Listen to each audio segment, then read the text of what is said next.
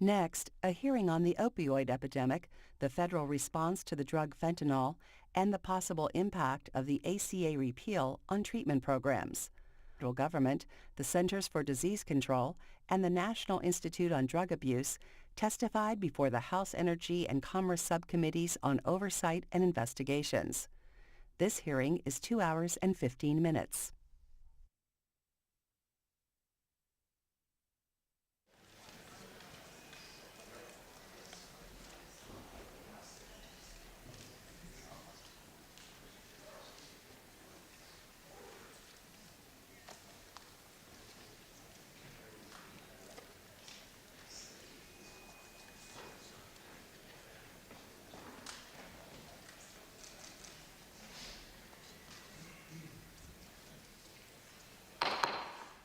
Good morning. Welcome to this hearing called Fentanyl, the Next Wave of the Opioid Crisis. America is in a full-on opioid crisis. About 2 decades ago, it started with the overprescribing of opioid drugs and then shifted more to heroin. Today, the subcommittee examines the next wave of the opioid crisis, an even more dangerous threat on our streets, fentanyl. Fentanyl is made in a lab, and for many years it has been a powerful pain medicine used by patients with cancer or for those with extreme pain. I might add to this, I remember when I was injured in Iraq a few years ago, battlefield medicine meant in recovery, it gave me lots of fentanyl patches, and I know what it's like to have the reaction to that. It's 50 times more potent than heroin and 100 times more potent than morphine. Now, illicit fentanyl has become a potent additive to heroin, cocaine, or even counterfeit prescription drugs. This is the way the drug dealers increase profits, stretch out their supply, and expand the number of addicts by juicing the potency of heroin or other street drugs, sort of what people have done with MSG and foods. Users often don't even know that fentanyl is in the heroin. The fentanyl crisis is exceptionally dangerous because of its high potency and the speed with which it reaches the brain. Just 2 milligrams of fentanyl can kill, whether swallowed, inhaled, or absorbed through the skin. To appreciate how small an amount of 2 milligrams, a sweetener packet here that you see at your restaurant table is about 1,000 milligrams. 2 milligrams of fentanyl can kill you. Those suffering from an overdose involving fentanyl may require both higher doses and multiple administrations of naloxone to reverse the overdose and to become stabilized. Even the police and first responders are at risk from inadvertently touching or inhaling fentanyl powder at a crime scene or helping an overdose victim. In March 2015, the Drug Enforcement Administration, or DEA, issued a nationwide alert on fentanyl as a threat to health and public safety. A year later, the DEA sent another alert calling the spike in fentanyl seizures an unprecedented threat. Customs and Border Protection data shows an 83-fold increase in the amount of fentanyl seized in 3 years. An added challenge is that there are many chemical variations of fentanyl, commonly referred to as analogs. There are about 30 known analogs, however, only 19 of these analogs are controlled substances under federal law. Since 2013, fentanyl overdoses and deaths have surged with no end in sight. Fentanyl and its analogs have contributed to at least 5,000 overdose deaths in the United States, including the death of music star Prince last year. In my district alone, fentanyl-related deaths have exploded since 2014. Last year, 86 people in Westmoreland County died from drug overdoses linked at least in part to fentanyl. And even these statistics seriously undercut the fentanyl threat nationally because most states and localities are not testing or tracking fentanyl in drug overdose cases. So we are flying blind. At this case, the capacity of law enforcement and the healthcare system will be overwhelmed. China is the primary source of fentanyl, and there are thousands of labs making illicit pure fentanyl, as well as the source of ingredients or precursors needed to manufacture fentanyl. Traffickers ship these ingredients to secret labs in Mexico run by drug cartels and then smuggle pounds of fentanyl over the southwest border, through our porous borders, launching it through catapults or drones, and into the U.S. Chinese labs are also a primary source for fentanyl ordered on the open internet and on the dark web. Pure fentanyl is delivered through the mail or air express carriers. Now, finally, China is the main source of pill presses that can make thousands of pills an hour to support fentanyl press mill operations. I might add here, I'm pleased that China is saying that they're taking some action in helping to reduce this, and we look forward to working with them because it is so deadly. The fentanyl problem is spreading and going to get worse because the money and profit is enormous. According to the data from DEA, a kilogram of heroin can be purchased for roughly $6,000 and sold wholesale for $80,000. However, a kilogram of pure fentanyl can be purchased for less than $5,000 and is so potent that it can be stretched into 16 to 24 kilograms of product when using cutting agents such as talcum powder or caffeine. Therefore, while each kilogram of fentanyl can be sold wholesale for $80,000, it can result in a total profit in the neighborhood of $1.6 million. That's about 20 times more profit. We need a federal strategy dedicated to combating fentanyl as the clear and present danger it presents to our national security and public health. We welcome our panel of witnesses today. We salute you for your work. Thank you for appearing today and look forward to working with people, look forward to working together to stop the spread of this epidemic. And I recognize my friend from Colorado, Ms. DeGan. Thank you so much, Mr. Chairman. Every day, somewhere in this country, there's a news account about how opioid addiction has wrecked a small town or family. Personal stories about Americans who become addicted to pain pills and then they get hooked on heroin. These are heartbreaking stories about Americans dying and leaving loved ones, often their children, to pick up the pieces. The opioid epidemic is unprecedented and it's escalating. And I think we all agree that we need a comprehensive strategy to confront it. In 2015, more than 33,000 Americans died of an overdose involving a prescription or illicit opioid, and more than 2 million people had an opioid use disorder. Fentanyl is, of course, an even deadlier layer to this crisis. It can be up to 50 times more potent than heroin and 100 times more potent than morphine. It's lethal at even the tiniest amounts, and anyone exposed to it can have its detriments. You know, illicit fentanyl is not a new problem. What is new, though, is its growing prevalence. Since 2010, fentanyl recovered by American law enforcement nationwide has risen 20-fold, from 640 samples tested to 13,000 samples tested in 2015, according to information from the DEA. U.S. law enforcement, as the chairman said, believes China is the primary source of illicit fentanyl and precursor chemicals. Chinese producers ship fentanyl or chemicals to make it directly into the United States. Precursor chemicals, or finished fentanyl, is shipped to Mexico and Canada, where it's trafficked across our borders in pure form or is mixed with other illicit drugs like heroin. Today, we want to ask the panel some tough questions about law enforcement and diplomatic efforts to stem the tide of fentanyl flowing from China and whether they're sufficient. We're also going to ask which vectors drug traffickers use to ship this drug into our country, like express consignment carriers and international mail. I think this is another important step that this subcommittee has been taking to address the opioid epidemic. And for the record, I want to continue this bipartisan work. That said, Mr. Chairman, I also think we need to find a way to address the treatment side of this epidemic, and this is sadly where I have significant differences with my majority colleagues. Passage of the Affordable Care Act, as you know, has led to nearly 20 million Americans gaining health care coverage. In addition, the ACA has enabled governors to expand the Medicaid services they offer, which was critical in states that were overwhelmed by the opioid epidemic. Studies estimate that since 2014, 1.6 million uninsured Americans gained access to substance abuse treatment across the 31 states, like mine, that expanded Medicaid coverage. This is particularly important for hard-hit states like Kentucky, where one study reports that residents saw a 700% increase in Medicaid beneficiaries seeking treatment for substance use. 2 weeks ago, the majority rushed through this committee a bill to repeal the ACA that many believe will threaten the progress that Medicaid expansion has made in getting people suffering from addiction into treatment. In its assessment of that bill last week, the Congressional Budget Office said that millions of Americans, 24 million of them, will lose health coverage.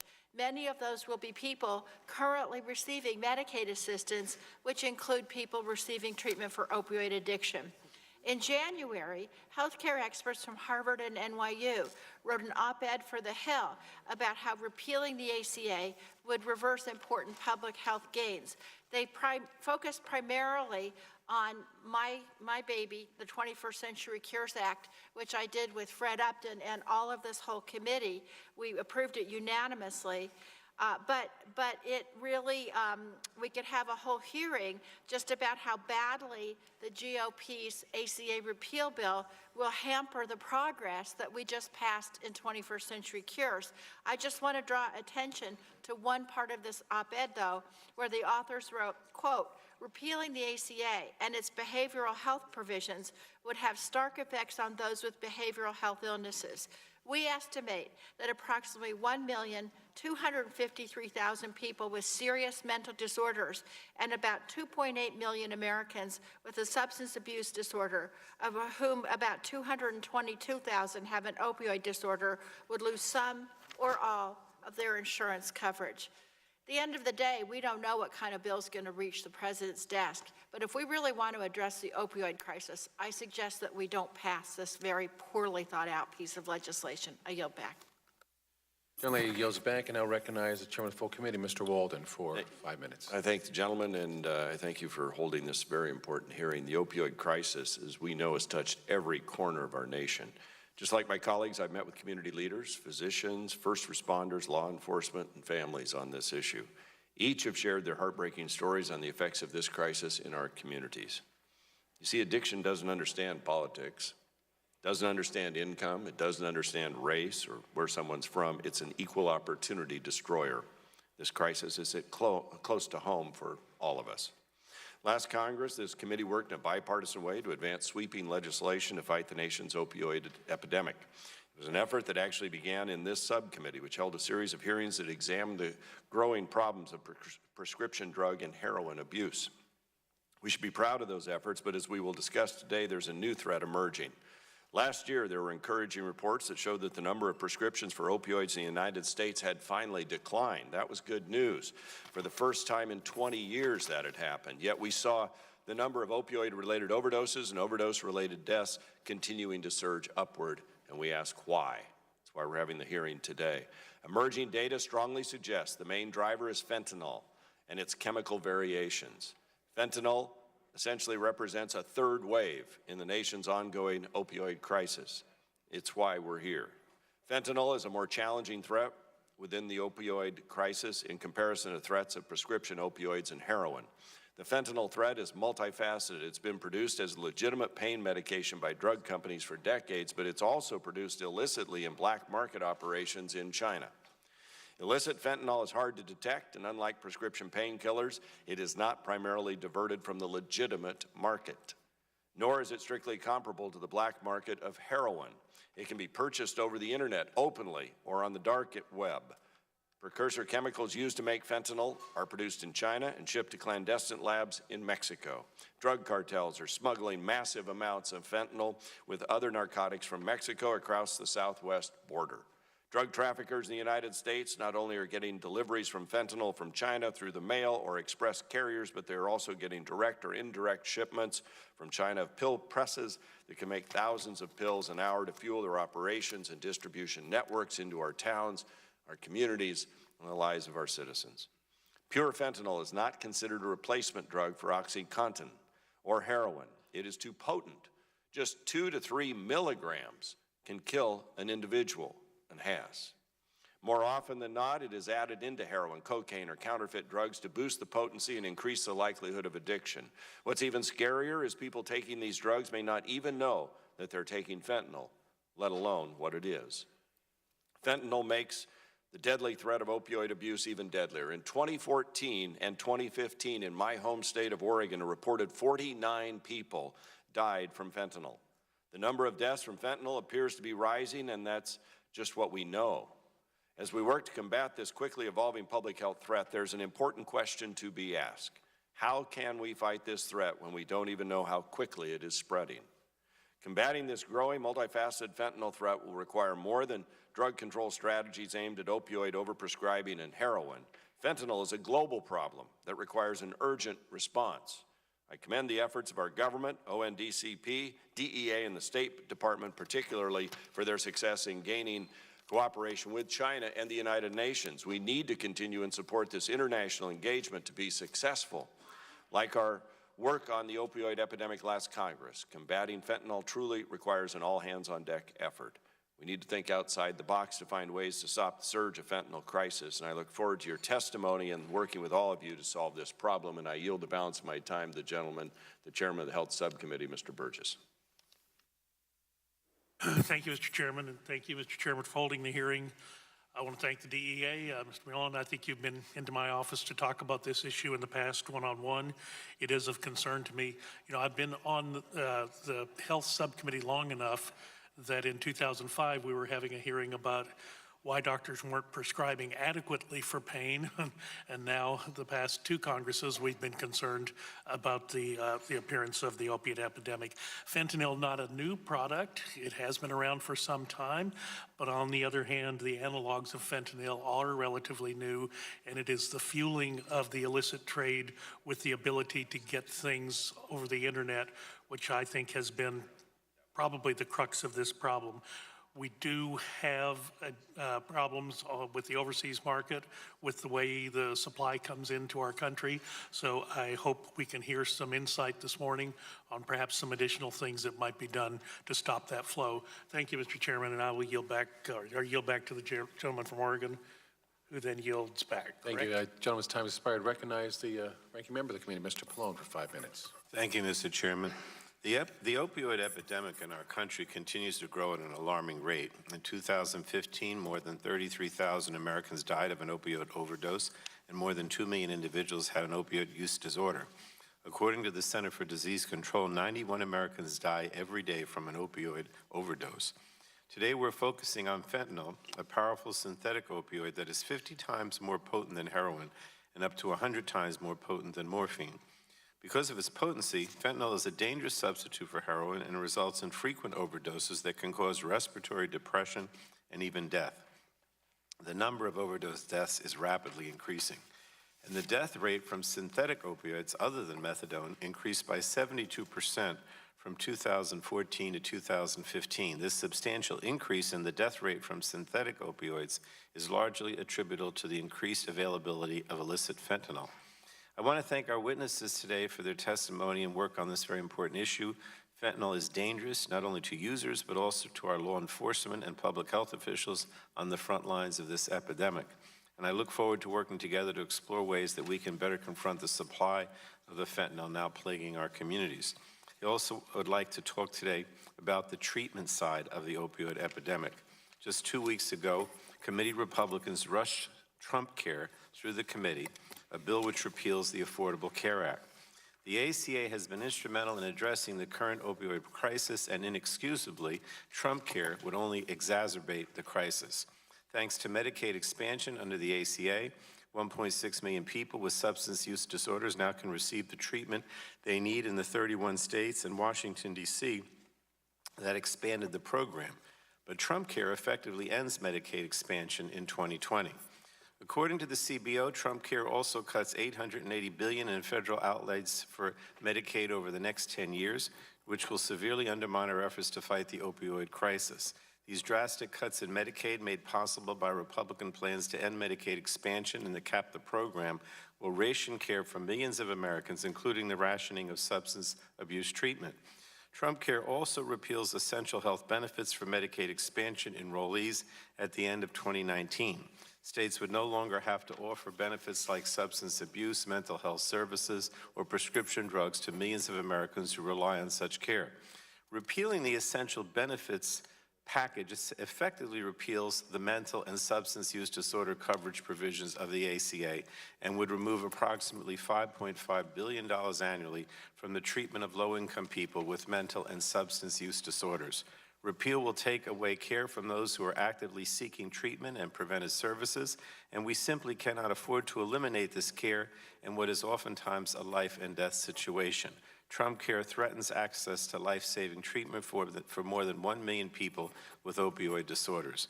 Our hearing today explores the fentanyl problem. However, I would argue that this issue is a part of a much wider opioid problem that we are battling. To address this problem, we must make sure Americans with substance abuse disorders can access effective treatment. And so, Mr. Chairman, I want to work with you to confront fentanyl and the larger opioid problem. However, in my opinion, repealing the ACA and cutting Medicaid by nearly $1 trillion over the next 10 years will do nothing but undermine our efforts to treat Americans who are suffering from opioid addiction. We'll not be able to arrest our way out of this problem. Without adequate treatment options for those suffering from an opioid addiction, this problem will only worsen, and so will the deaths and destruction we have seen play out across the United States. I don't know if anybody wants my extra minute. If not, I'll yield back. I thank the gentleman. He yields back. Before we get this, I want to offer for the record, if unanimous consent, an article from the Washington Post called "Where Opiates Killed the Most People in 2015." It has interesting maps of where these occur throughout the country. For example, synthetic opioid rates in Ohio, West Virginia, Kentucky, and pockets in New Hampshire, Massachusetts, Rhode Island, and other aspects, which kind of tell us that there's not one opiate epidemic, but several, and no silver bullet. And we're going to have to make sure whatever this committee does and finds today from our esteemed witnesses, we're going to have to work in a way to give flexibility, maximum flexibility to the states to work this out. So I ask unanimous consent that the members' written opening statements be introduced in the record, and without objection, those documents will be entered in the record. I'd now like to introduce our panel of federal witnesses for today's hearing. We start with Mr. Kemp Chester, Acting Deputy Director in the Office of National Drug Control Policy. Mr. Luis Milioni, Assistant Administrator at the Diversion Control Division within the Drug Enforcement Administration, or DEA. Mr. Matthew Allen, Assistant Director of Homeland Security Investigative Programs at the U.S. Immigration and Customs Enforcement Division within the Department of Homeland Security, or DHS. The Honorable William Brownfield, Assistant Secretary of State, International Narcotics and Law Enforcement Affairs of U.S. Department of State. Dr. Deborah Oury, Director, National Center for Injury Prevention and Control at the Centers for Disease Control and Prevention. And Dr. Wilson Compton, Deputy Director at the National Institute on Drug Abuse within the National Institutes of Health. Thank you all for, I want to thank all our witnesses today for being here and providing testimony. We look forward to a very productive hearing. Let me charge you with this, which I usually don't do. More people are dying of drug overdose deaths than of guns. We have reached the point where more people are dying of drug overdose deaths than deaths in the entire Vietnam War, almost on a per year basis. What you're going to tell us today is falling on ears that are open to anything you can offer us. The families in America, and you've heard the stories, the impassioned stories from members here, the stories of the deep concerns of the number of deaths, the devastation of communities. What you're saying here is extremely important, so we look forward to hearing from you on this growing threat of fentanyl and opioid-related deaths. So as you're aware, this committee is holding an investigative hearing, and when doing so, is the practice of taking testimony under oath. Do any of you have any objection to giving testimony under oath? Seeing no objections, the chair then advises you are under the rules of the House and rules of the committee. You're entitled to be advised by counsel. Do any of you desire to be advised by counsel during your testimony today? Seeing none, in that case, would you all please rise and raise your right hand? I'll swear you in. Do you swear the testimony you're about to give is the truth, the whole truth, and nothing but the truth? Thank you. Seeing all sworn in, you are now under oath and subject to the penalties set forth in Title 18, Section 1001 of the United States Code. We'll call upon you each to give a 5-minute summary of your written statement. Just watch the lights there and you'll have a sense of that. We'll begin with Mr. Chester. You're recognized for 5 minutes. Chairman Murphy, Ranking Member DeGette, and members of the subcommittee, thank you for inviting me and my interagency colleagues to discuss the public health and public safety issues surrounding the opioid epidemic, particularly that of illicit fentanyl, and what the federal government is doing to address this problem. I appreciate the committee's strong support of our work to reduce drug use and its consequences. I currently serve as the Acting Director of the Office of National Drug Control Policy, which crafts the President's drug control policy and oversees all federal government counter-drug activities and related funding. This is a critical mission because, as you are aware, more than 52,000 Americans died from a drug overdose in 2015. That's an average of 144 per day, with 91 of those deaths involving opioids such as prescription pain medications, heroin, and illicit fentanyl. Overdoses involving opioids have nearly quadrupled since 2000, and between 2013 and 2015, the number of deaths involving synthetic opioids other than methadone, a statistical category that includes fentanyl, has more than tripled, reaching nearly 10,000 in 2015. And this number is likely low because not every overdose death investigation looks for fentanyl. The majority of the illicit fentanyl in the U.S. is smuggled in after being produced in Mexico or China. Both heroin and clandestinely produced fentanyl can be manufactured, packaged, and smuggled by the same drug trafficking organizations. The reemergence of illicit fentanyl represents a complex problem. It is considerably more powerful than heroin. Its precursor chemicals are not fully controlled in other countries. It's being added into the heroin supply or pressed into counterfeit prescription opioid pain pills, meaning users are often unaware they are taking fentanyl. And because of its potency, it can be shipped in small packages in transactions that involve relatively low dollar amounts, making it much harder to detect. First responders and police officers report that they need to use much more than the standard dose of naloxone to reverse an overdose caused by fentanyl, which strains resources. We also have a limited capacity to treat those who habitually use illicit opioids. Only 1 in 9 people in the U.S. who need treatment are receiving it. And we've seen outbreaks in many states where fentanyl, carfentanil, and other fentanyl analogs have played a role in the wave of overdose deaths that devastate communities. In short, illicit fentanyl is exacerbating an already challenging problem that the federal government is working extremely hard to address. The reality of this epidemic has led us to adopt new ways of addressing drug use and trafficking. That's why the heart of our effort is the partnership between public health and law enforcement, some of whom are represented here today, to help address the problem in communities across the country. We are also working with our State Department colleagues to engage foreign partners to prevent illicit drugs from being manufactured and trafficked into the United States. In terms of public health, we are working to prevent new initiates to drug use by encouraging prescriber and public education, encouraging prescribers to use the CDC's guidelines and their state prescription drug monitoring programs, and emphasizing prevention efforts to deter drug use initiation, including ONDCP's Drug-Free Communities program. We're also working to expand access to treatment, including evidence-based medication-assisted treatment for opioid use disorder, and help people sustain long-term recovery. In this regard, we deeply appreciate Congress's support for treatment expansion through the funds authorized under the 21st Century Cures Act. Another critical innovation is that we're helping to build new partnerships between local law enforcement partners in the public health community to end this crisis, and to establish routine cooperation between the federal government and the state, tribal, and local levels. In terms of reducing the availability of these drugs in the United States, the federal government's efforts are centered on stopping illicit drugs before they cross our borders and dismantling the organization that traffic drugs into and through our communities. Within ONDCP, the National Heroin Coordination Group was created in October 2015 in partnership with the National Security Council to synchronize federal government efforts to reduce the availability of heroin and illicit fentanyl across the country and address gaps and redundancies in department and agency activities through its interagency coordinated heroin availability reduction plan, which addresses heroin and fentanyl as a single problem set. ONDCP also funds the High Intensity Drug Trafficking Areas program that coordinates anti-trafficking efforts and intelligence across state, local, tribal, and federal law enforcement communities. And in 2015, ONDCP developed the Heroin HIDA Response Strategy, a coordinated effort across 20 states and the District of Columbia in response to the heroin and fentanyl crisis.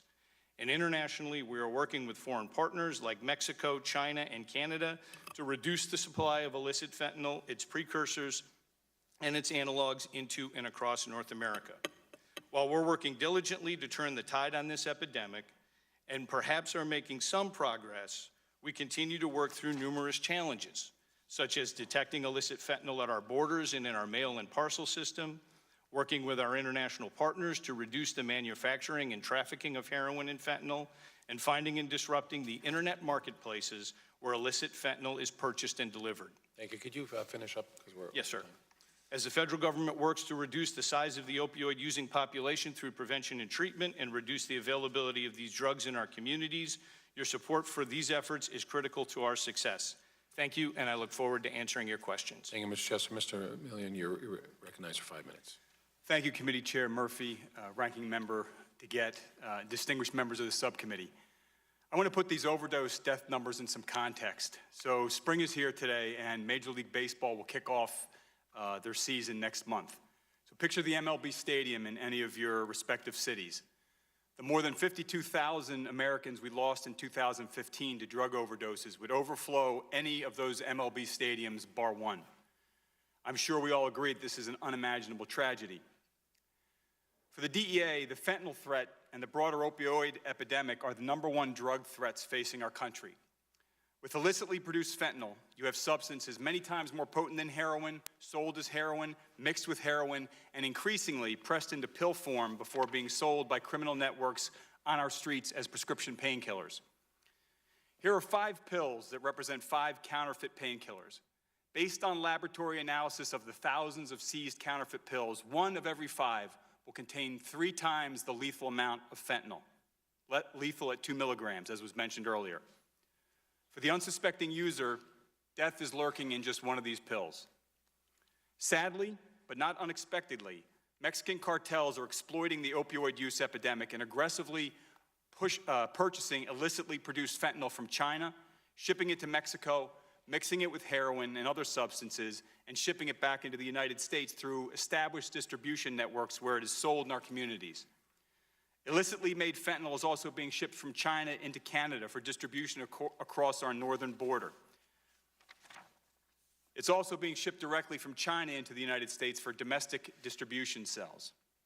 Why are they doing this? Greed and a complete disregard for human life. There is a massive profit potential with fentanyl. 1 kilogram of pure fentanyl costs approximately in China about $3,500. If you project that kilogram of fentanyl all the way through the supply chain to the distribution level, that $3,500 kilogram will potentially yield millions of dollars in revenue. For the DEA and broader U.S. government to deal successfully with this threat, we need a balanced, holistic approach that attacks supply and reduces demand. Most importantly, we must be proactive. We need to use any and all available investigative techniques to identify, infiltrate, indict, capture, and convict all members of these criminal organizations, both domestic and foreign. With 221 domestic offices in 21 field divisions and 92 foreign offices in 70 countries, DEA, working with our federal, state, local, and international partners, is well positioned to engage in this fight. Throughout DEA's proud history, our greatest successes have come from our collaborative efforts with the U.S. interagency and our foreign counterparts. Our approach to this threat is no different. We have had success, and we will continue to have successes against members of these fentanyl manufacturing and distribution networks. But here's the most frustrating part. Foreign-based fentanyl manufacturers and the domestic Pied Pipers of this poison often operate with impunity because they exploit loopholes in the analog provisions of the Controlled Substances Act and capitalize on the lengthy, resource-intensive, reactive process required to temporarily or permanently schedule these dangerous substances. As we speak, criminal chemists in foreign countries are tweaking the molecular structure of different fentanyl analogs, keeping the same dangerous pharmacologic properties as the controlled substances, but helping the manufacturers and distributors avoid criminal exposure because of an altered molecular structure. Since July of 2015, DEA has emergency scheduled 5 illicitly produced fentanyls. 4 are currently in process. We are tracking 19 more. Scheduling actions are critically important, but they are reactive, resource-intensive processes. We will continue to do everything we can on the scheduling front, but in the short term, this esteemed body could provide DEA and our law enforcement partners immediate relief by placing the identified fentanyls and the other dangerous synthetic substances into Schedule 1. This would allow us to keep these drugs out of our country and bring to justice the egregious domestic and foreign traffickers preying on our youth and flooding our country with these dangerous drugs. I'd like to end with 2 opposite but interconnected images. sunlight and shadows. DEA will always operate in the sunlight. We will always follow the rule of law. We will work to reduce demand with our community outreach and prevention efforts throughout the country. But we have to also operate in the shadows. We need to infiltrate these secretive, dangerous, transnational criminal organizations wherever they are, here in the United States or in foreign countries. We need to develop and collect the necessary evidence to bring those that exploit human frailty for profit out from the shadows and into the sunlight of our transparent judicial system for prosecution in the U.S. The brave men and women of DEA will continue to do the necessarily difficult and dangerous work to address this threat. Thank you for the opportunity to appear before you, and I look forward to answering any of your questions. Thank you, Ms. Milioni. Now, Mr. Allen, you're recognized for 5 minutes. Chairman Murphy, Ranking Member DeJette, and distinguished members, thank you for the opportunity to appear before you today to discuss the heroin and fentanyl crisis in the United States and the efforts of U.S. Immigration and Customs Enforcement to target, investigate, disrupt, and dismantle, and bring to justice the criminal elements responsible for manufacturing, smuggling, and distribution of dangerous opioids. As the largest investigative agency within DHS, ICE Homeland Security Investigations investigates and enforces more than 400 federal criminal statutes. HSI special agents use their authority to investigate all types of cross-border criminal activity and work in close coordination with U.S. Customs and Border Protection and the Drug Enforcement Administration in a unified effort with both domestic and international law enforcement partners to target transnational criminal organizations that are supplying heroin and fentanyl to the United States. Today, I would like to highlight our efforts to reduce the supply of heroin and fentanyl to the U.S. and the operational challenges that we encountered. The United States, as you've heard already, is in the midst of a fentanyl crisis that is multifaceted and deadly. Fentanyl is a Schedule II synthetic opioid used medically for severe pain relief and is 50 to 100 times more potent than morphine. United States law enforcement has identified two primary sources of the U.S. illicit fentanyl threat: China and Mexico. China is a global supplier of illicit fentanyl, and Chinese laboratories openly sell fentanyl. In China, criminal chemists work around their government's control efforts by modifying chemical structures to create substances referred to as analogs, not recognized as illicit in China, but having the same deadly effects. Although there is ongoing collaboration with China, the lack of current Chinese laws that prohibit analog manufacturing or export is one of the challenges we face in stemming the flow of illicit fentanyl from China. The Mexican drug cartels also obtain illicit fentanyl and precursor materials required to manufacture fentanyl-related substances from China and primarily use fentanyl as an adulterant in heroin that is produced in Mexico. The cartels have discovered that manufacturing fentanyl is much more cost-effective, efficient, and draws less law enforcement attention than cultivating opium poppies to produce heroin.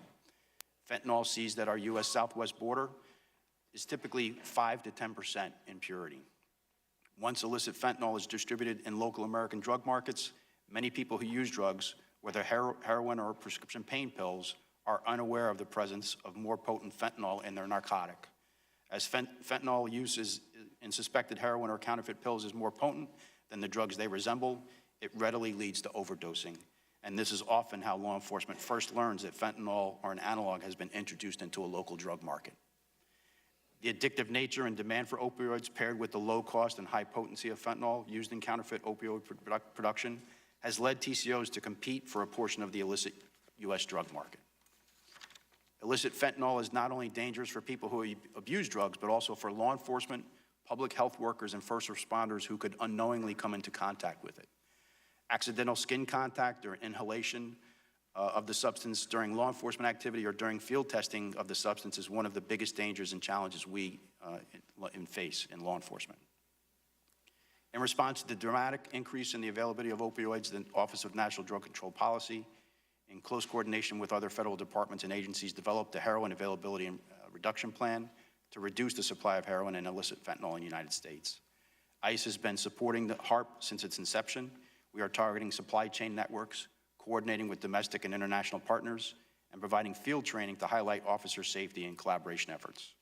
ICE is also fully engaged with the DEA Special Operations Division and the CBP National Targeting Center to identify shipment routes, targeting parcels that may contain heroin, illicit fentanyl, and fentanyl-related substances, and manufacturing materials that go into making pills in the United States, fully exploiting financial and other investigative analyses along the way. ICE is committed to battling the U.S. heroin and illicit fentanyl crisis that demands urgent and immediate action across law enforcement interagency lines in conjunction with experts in the scientific, medical, and public health communities. Thank you for the opportunity to appear before you today, and I look forward to your questions. Thank you very much. Now, Mr. Brownfield, you're recognized for 5 minutes. Make sure your microphone's on, please. Thank you, Chairman Murphy, Ranking Member DeGette, members of the subcommittee. Thank you for the opportunity to appear before you today. The broad interagency panel here today demonstrates that this is a health issue, a law enforcement issue, and an international issue. This opioid crisis is perhaps our worst drug crisis in 30 years. It kills tens of thousands of our fellow citizens every year. Illicit fentanyl is responsible for many of those deaths, and virtually all of that fentanyl is sourced from abroad through foreign drug trafficking organizations. To solve the problem, we must cut off international supply, and that is where my INL Bureau comes into play. Our strategy is three-part: work the neighbors, work China, work the United Nations. First, we realize that most illicit opioids reaching the United States enter through Mexico and Canada. Mexico produces more than 80% of the heroin consumed in the U.S., and Mexican heroin trafficking networks introduce fentanyl into the supply chain. Since the start of Merida Initiative cooperation in 2008, we have developed a close relationship with Mexican federal law enforcement. We have delivered hundreds of millions of dollars in border inspection and law enforcement equipment, training and capacity building, and intelligence exchange. Mexico invests $20 for every one of ours. Mexico has increased efforts to eradicate opium poppy, and we recently agreed to expand those efforts further. Canada is suffering its own opioid crisis, although most of its heroin comes from Afghanistan.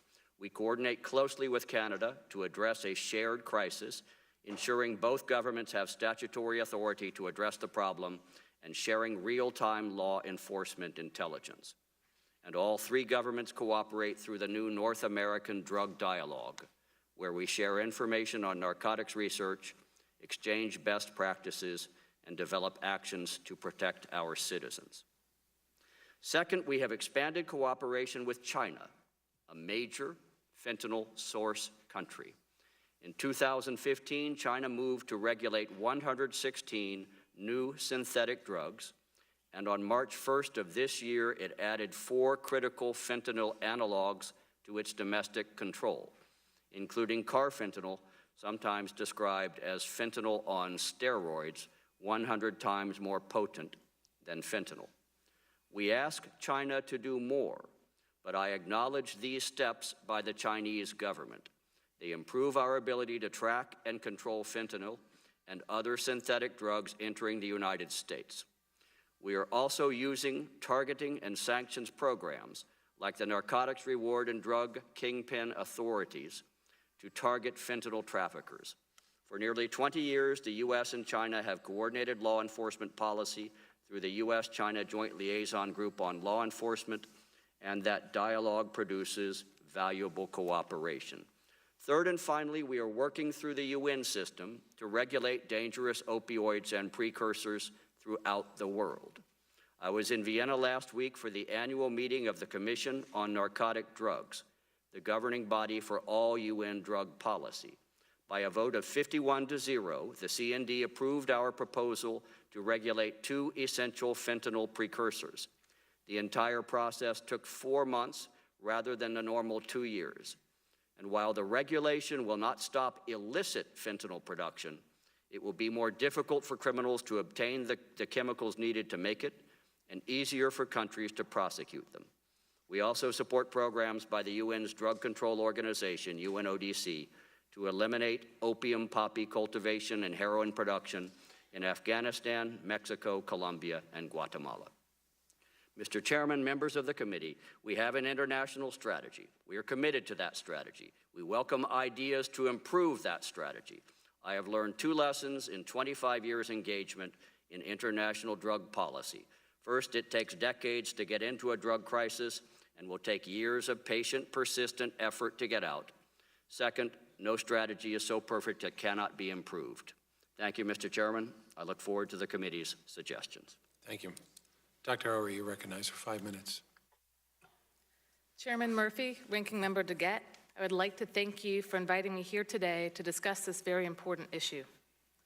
As the director of the National Center for Injury Prevention and Control at the CDC, I'd also like to thank the committee for your continued interest in the prevention of opioid misuse and prevention and overdose. As an emergency physician, I have seen firsthand this devastation all over the country. Drug overdose deaths in the United States have nearly tripled in the last 15 years. In 2015, there were approximately 52,000 drug overdose deaths, and of those, 63% involved in opioid.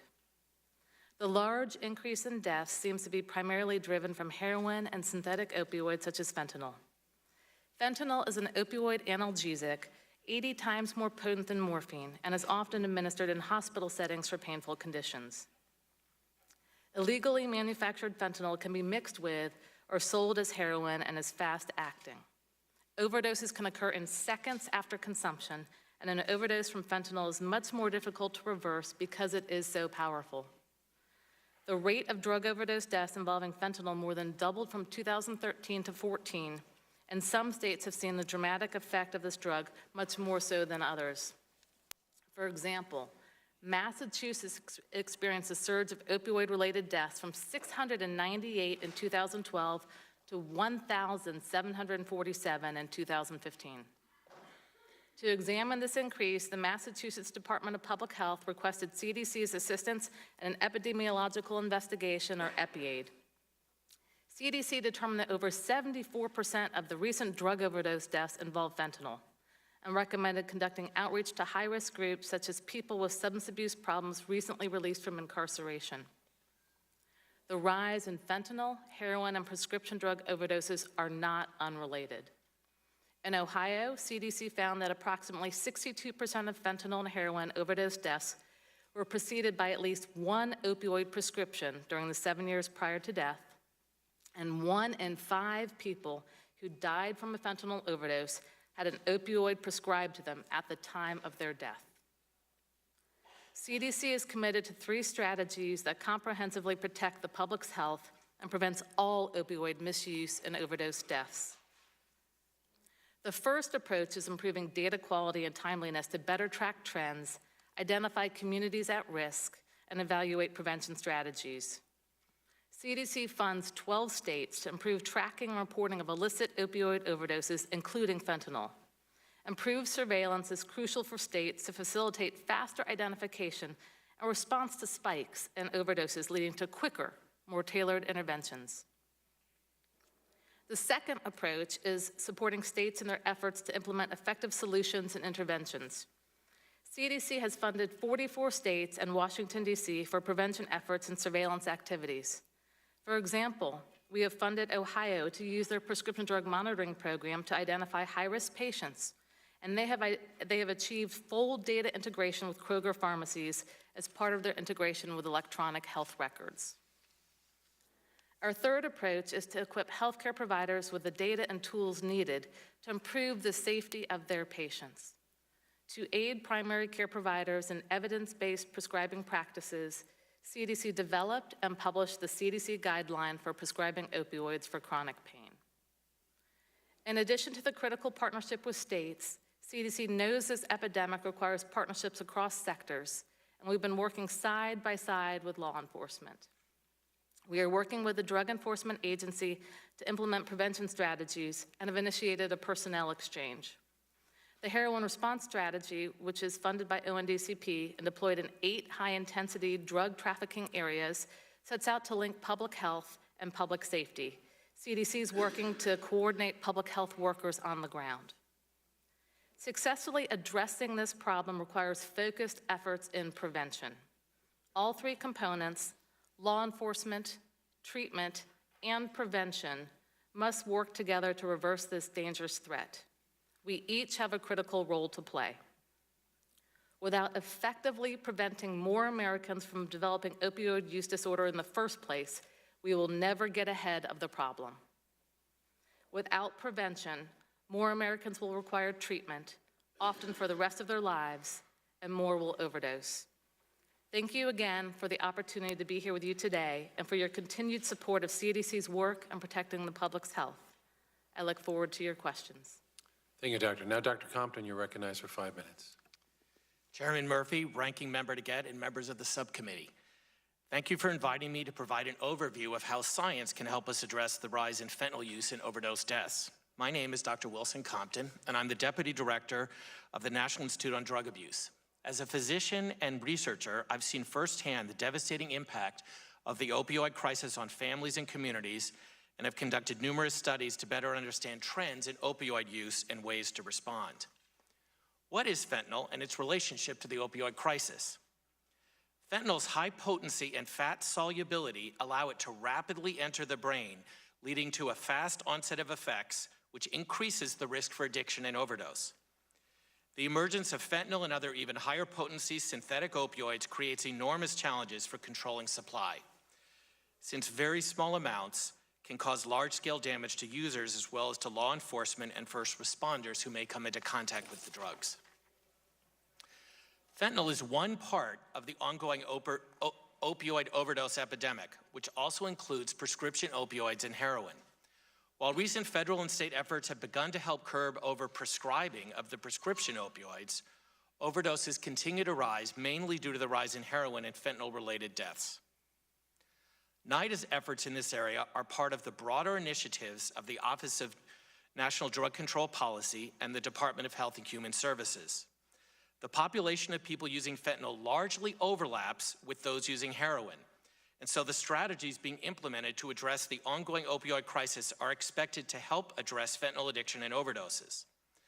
NIDA, along with FDA, co-chairs the Opioid Subcommittee of the Department of Health and Human Services Behavioral Health Coordinating Council. And in this role, we help to coordinate interagency efforts. So how is research helping to address the opioid crisis? NIDA has supported the development of the 3 medications that have been FDA approved to treat opioid addiction: methadone, buprenorphine, and naltrexone. All have strong evidence of effectiveness. Despite this effectiveness, only a fraction of people with opioid use disorders are being treated with these medications due to limited treatment capacity, stigma, lack of provider training, and cost. Therefore, NIDA research is helping to develop strategies to promote wider adoption of these medications in a variety of settings.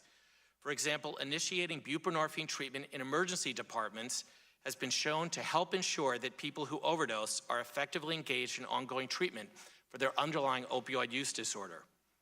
Other studies have found that providing interim buprenorphine or methadone while awaiting admission to a treatment program reduces opioid use and increases the likelihood of engaging in treatment.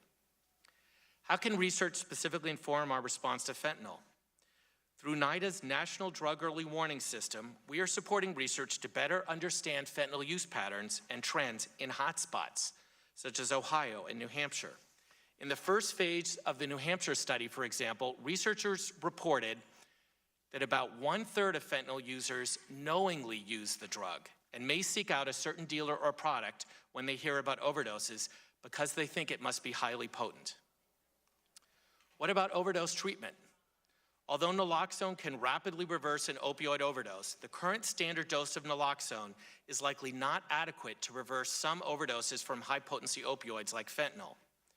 In response, we are supporting research to develop new, longer-lasting naloxone formulations and new administration protocols. NIDA also supports research on prevention and treatment. For instance, in partnership with the CDC, SAMHSA, and the Appalachian Regional Commission, NIDA is testing interventions to address opioid misuse in rural America. In addition, we are planning a research initiative to study treatment expansion models resulting from the additional resources provided to states via the 21st Century Cures Act. Research is also underway to develop a vaccine for fentanyl to keep fentanyl from entering the brain, thereby protecting against addiction and overdose. In summary, over 33,000 deaths from opioid overdoses occurred in 2015, with nearly 10,000 involving synthetic opioids like fentanyl. Science-based solutions are available. The challenge is often in their implementation. NIDA will continue to work closely with the other federal agencies, both those that are here today and many others, community organizations, and private industry to address these complex challenges. Thank you. I look forward to your questions. Thank you, Doctor. When I'll begin with questions, I'll recognize myself for 5 minutes. Mr. Chester, does the ONDCP believe that fentanyl is another wave of the opioid epidemic? Yes, sir. It really is two things. I think it is an outgrowth of the heroin crisis, and then once fentanyl has found its way into the supply chain, it represents a unique aspect of that particular. So do we have a strategic plan? Does the federal government have a strategic plan to address fentanyl as a unique issue? We do. As I mentioned, the heroin availability reduction plan included both heroin and fentanyl as part of its problem set, and that particular plan guides and synchronizes federal government activities against the opioid problem set, specifically heroin and fentanyl. Yes, sir. Mr. Milioni, do you believe that with this unprecedented threat of fentanyl that we have a federal plan solidly in place, as broad as it needs to be? I always think there's more to do based on the level of the threat. Certainly at DEA, it's a priority, and we have programs in place to deal with it. But as Ambassador Brownfield said, there's always room for improvement based on the need of the threat. Mr. Allen, based on the data that law enforcement blitzes at international mail facilities at 9 different airports in 2015 and 2017, I found it amazing that not one package of fentanyl was detected out of 8,473 that were examined. Is there more difficulty in coming up with a targeting profile for fentanyl shipments than we know about, and what can be done to improve this? Detection of fentanyl in, at the land border and in consignment packages and mail is a challenge that we continue to deal with. I think we have better success in certain channels than we do in others. Because Customs and Border Protection gets advanced information from the express consignment companies, their ability to target packages that are inbound to the United States is much better than our ability to target mail that's coming to the United States, because the Universal Postal Union that we operate under does not mandate that international shippers, including China and others, provide advanced information about packages and mail that's coming to the United States. So requiring that would help? Would requiring that information help for the Postal Service? Yes, it would. Can I also ask, who can answer this question for me? Where is it coming over the border in Mexico? I understand it's places in California and Arizona. Am I correct? Do we know specifically? The two areas where we've seen it most prevalently is in Southern California and Southern Arizona. The vast majority has been detected. And how do they bring it across the border? In personally owned vehicles or on bodies people that are coming as pedestrians across the land border, detected at ports of entry. So people walk across, or people who come through legally through ports of entry, and it's either way, illegal or legal, they're both coming through? Legal. Where we are not detecting it is between the ports of entry. We are seeing it come in at designated ports of entry, and it's being detected and seized, and arrests are being made by Customs and Border Protection at ports of entry. But in other parts, we're not seeing it. They're coming across the border in other places, and they're not picked up there. On the land border, we're not seeing it come between the ports of entry. The other method of it coming into the United States is through express consignment packages and mail, which generally is detected in the interior at express consignment hubs where all consignment packages are cleared by CBP, or at international mail facilities that are designated around the United States. Thank you. Dr. Aria, the most recent available data on fentanyl-related overdose deaths comes from 2015. Am I correct, or do you have more recent data yet for 2016? So we have data through 2015, but we've also released a quarterly report for 2016 through the National Center for Health Statistics, and that's death data. I think what is really helpful is with the funding that we received this past year, we've stood up a surveillance system in 12 states that looks at non-fatal data also. That has been in place for 6 months. That allows us to have syndromic data from emergency departments to capture more quickly emerging trends. With all that, you think it's still underreported significantly?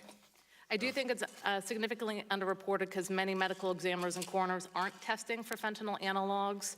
Up to 20% of times, the type of drug is not reported. We're working with ASTO and with the National Association of Medical Examiners to improve death certificate reporting.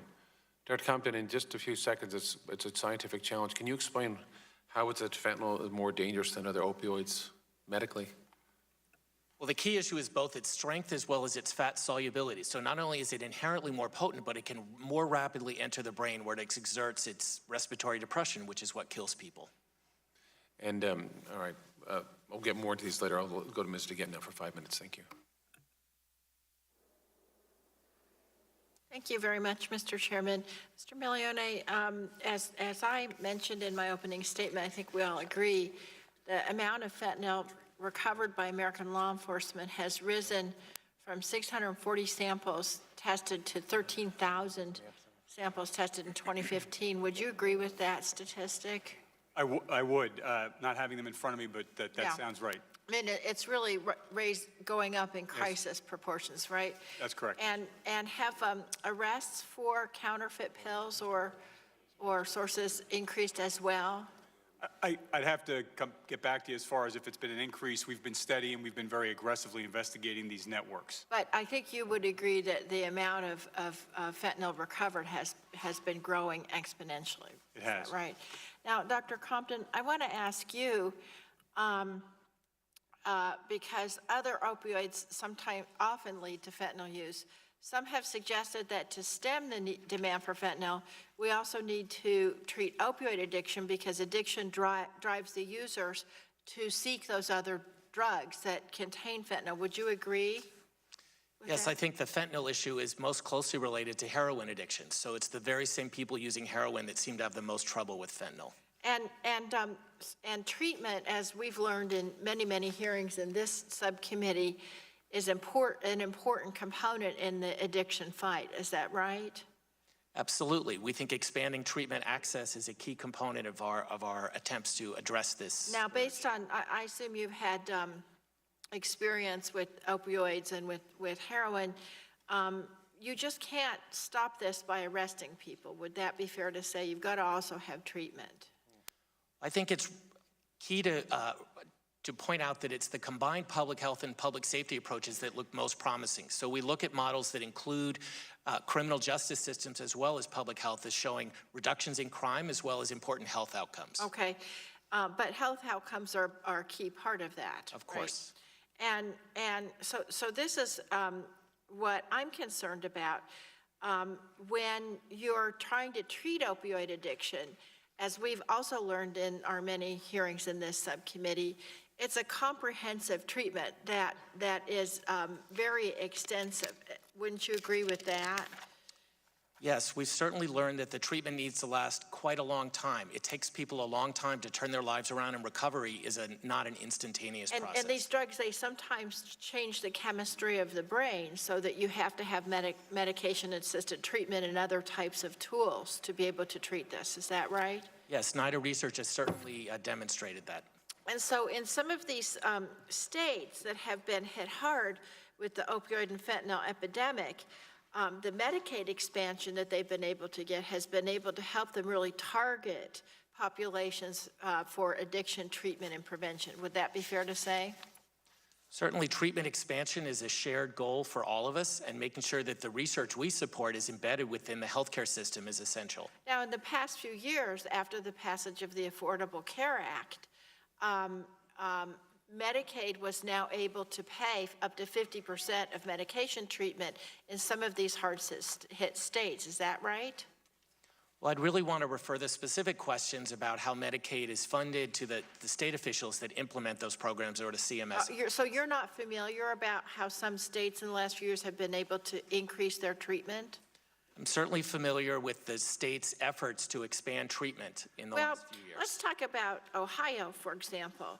In Ohio, Republican Governor John Kasich recently said, quote, "Thank God we expanded Medicaid because that Medicaid money is helping to rehab people." And in fact, a February 6, 2017 Pew report noted that Ohio added 700,000 new Medicaid recipients under its expanded program, and roughly a third were diagnosed with a substance abuse disorder. According to the CBO, the Republican ACA repeals proposal would cut $880 billion in federal outlays for Medicaid over the next 10 years. Would you disagree with any of those figures? Well, certainly we are interested in research that can look at changes in the healthcare system. We're partnering with SAMHSA to study right, but the would you implementation disagree, of the 21st for Century example, Cures Act. that Ohio added 700 new Medicaid recipients under its expanded program and a third were diagnosed with substance abuse disorders? Those figures sound reasonable. Okay. So what I'm worried about, it's probably pretty clear, if you reduce the Medicaid expansion, that in states like Ohio, Kentucky, West Virginia, other states that have been hard hit by fentanyl and opioid and heroin, that's also going to reduce the treatment programs we're able to give them. Thank you, Mr. Chairman. Yeah, you're right. We can't arrest our way out of this. We have to treat our way out of this. And just as a follow-up to what you're saying, do we have enough providers? Does anybody know? We know that half the counties in America don't have psychiatrists, psychologists, social workers. Do we have enough trained drug treatment providers in America?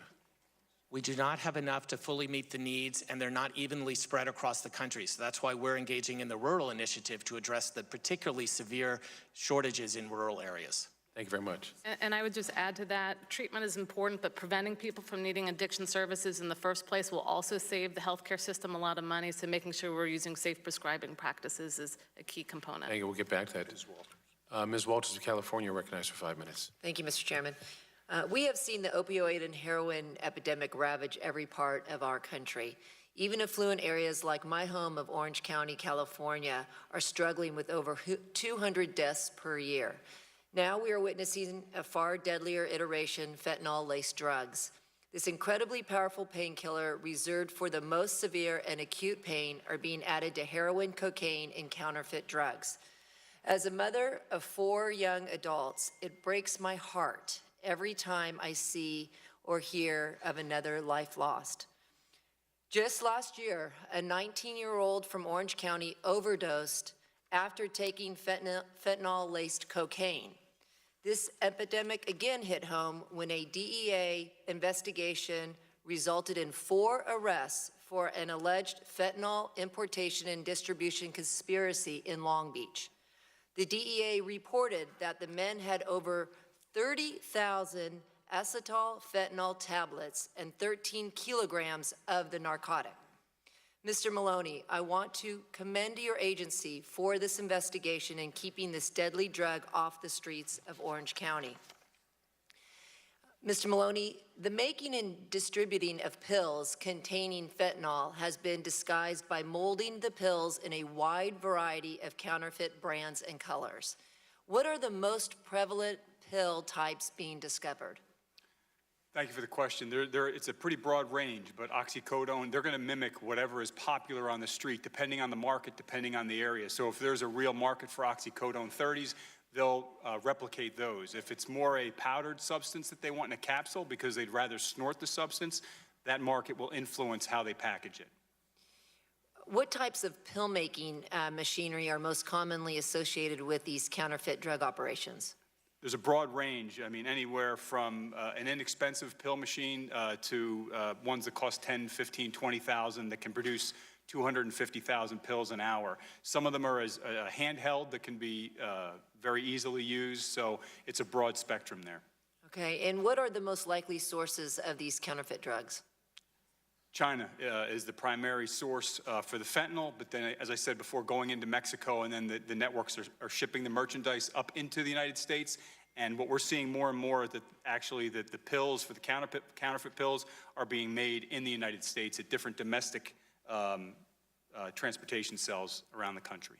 Okay, thank you. And Dr. Aoi, we understand that the typical victim of a fentanyl overdose can be extremely hard to define, since it does not follow economic structure or community locales. What can you tell us about current trends and tendencies? So you're right. We're seeing this epidemic really increase in all demographics. It's most hardest hit in those 20 to 44 and really or 25 to 44, and we're seeing it more in men.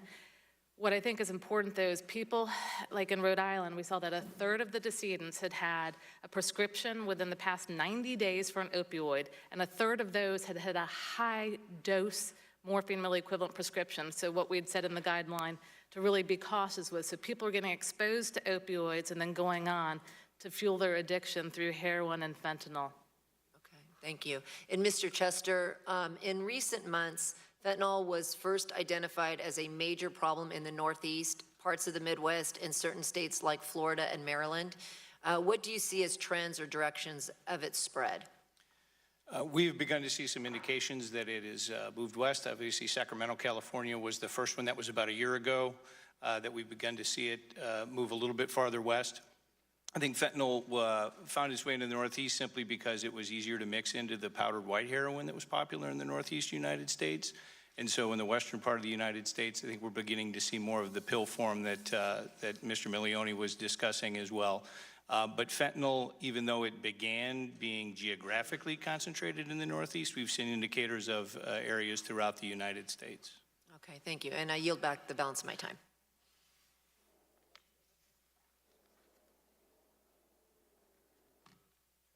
Mrs. Castor, you're recognized for 5 minutes.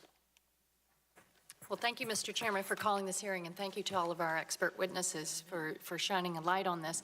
It does feel like we're in the twilight zone, though, because as we're talking about the seriousness of the opioid epidemic, we're faced in 2 days with a vote on a health bill that will recede in this country's responsibility in health services to families who are addicted, who need substance abuse treatment, mental health treatment. Mr. Chester, you said that only 1 in 9 are receiving treatment who need it. Mr. Milioni, you say we have to reduce demand as part of a balanced strategy, and yet this GOP health care bill that's coming to the floor will take a hatchet to coverage for millions of Americans. Plus, it will end Medicaid health services as we know it that provide, in Florida and most states, the most important mental health and substance abuse health services. So this is very important, but boy, this bill that's coming up for a vote would really take us backwards when we're talking about opioids. In fact, one of my local sheriffs, Pinellas County, which is St. Petersburg and Clearwater, says we cannot and we never will solve this problem at the law enforcement level. This needs to be treated as an addiction problem, a mental health problem. We may have had great success in beating back the pill mills, but all that meant is we're going to see a switch to different drugs and different dealers. And I wanted to highlight what's happening in West Virginia because it is startling, and there is a good investigative reporter that's shining a light on it.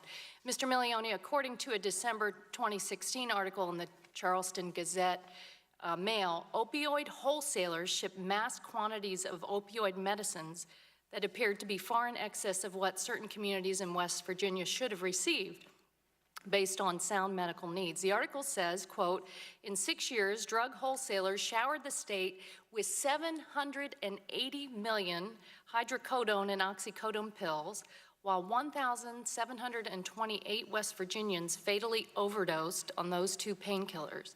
The unfettered shipments amount to 433 pain pills for every man, woman, and child in West Virginia.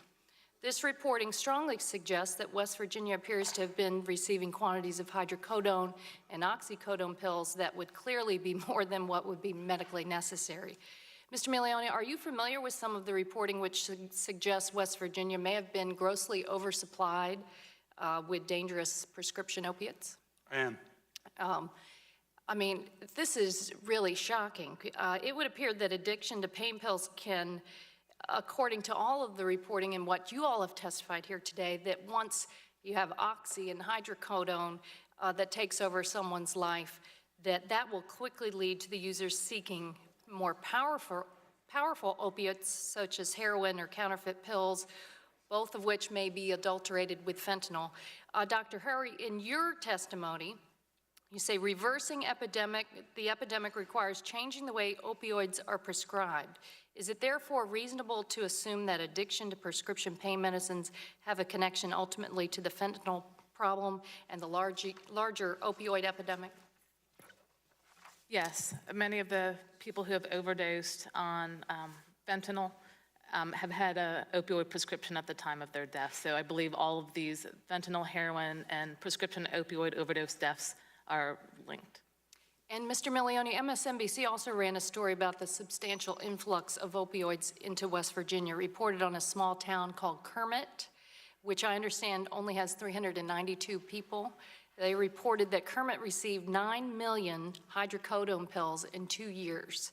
If this reporting is true, it's hard to believe that we have sufficient systems in place to spot dangerous trends. Is the DEA familiar with the reports regarding what happened in this small town with the oversupply of addictive pills, and what can you tell us about it? I'm familiar with that report, but we're familiar that that's happened in many locations across the country. So we have an obligation, obviously, across the whole supply chain, from the manufacturers to the distributors. What's happening with the wholesalers? Well, the wholesalers have to uphold their regulatory obligations, and we've taken action recently against the big, two of the big three, McKesson and Cardinal. Our hope is that their compliance programs, like any good corporate citizens, would work to prevent diversion, and they'd uphold those obligations. But it's not just the wholesalers. We have to go all the way down the supply chain in order to kind of try to maintain this closed system of distribution. So it's certainly complex, and it's a challenge, but we're well aware of all the issues across the country. Thank you. My time has run out. Thank you. Dr. Burgess, you're recognized for 5 minutes. Thank you, Mr. Chairman. Mr. Milion, let me stay with you if I can, and I don't know if we can get this map of the opiate deaths in 2015 up on the screen, but the map is almost counterintuitive to me. We talk about, that's not the one, it's the total opiate deaths in 2015, just for the purposes of illustration. Thank you. Almost counterintuitive, 6 of the states with the lowest numbers, go back one slide, please. 6 of the states with the lowest numbers, of those 6, 4 are border states: Texas, California, North Dakota, and Montana, which would be counterintuitive if we talk about things that are coming in across the border. But also, if you look at the map, boy, it seems like there's a bullseye on the Midwest. And what are you doing to sort of interrupt those supply chains that seem to have targeted a portion of the country? It's a great question. So you're right, it's transiting in, and it's not staying at the border where it crosses, it's going to locations around the country. The Northeast is getting hit, the Midwest is unfortunately increasingly getting hit, but now the West is also getting hit. So what are we doing? We're applying law enforcement techniques. We're working with our federal partners, infiltrating the supply chain, but also looking at the distributors and trying to disrupt them with the judicial process. Ambassador Brownfield, let me ask you a question. And of course, anytime we have a Texan on the panel, that's a good thing. So thank you for being here today. And just for the record, you are career at the State Department, is that correct? I am, Congressman. Well, and thank you for your service to the State Department. Now, of course, the Secretary's in China, or has been in China recently. Your testimony today, your written testimony that you provided in your verbal testimony, kind of indicated that perhaps things were looking up. There were positive developments, and I guess I'm just not feeling that there are positive developments.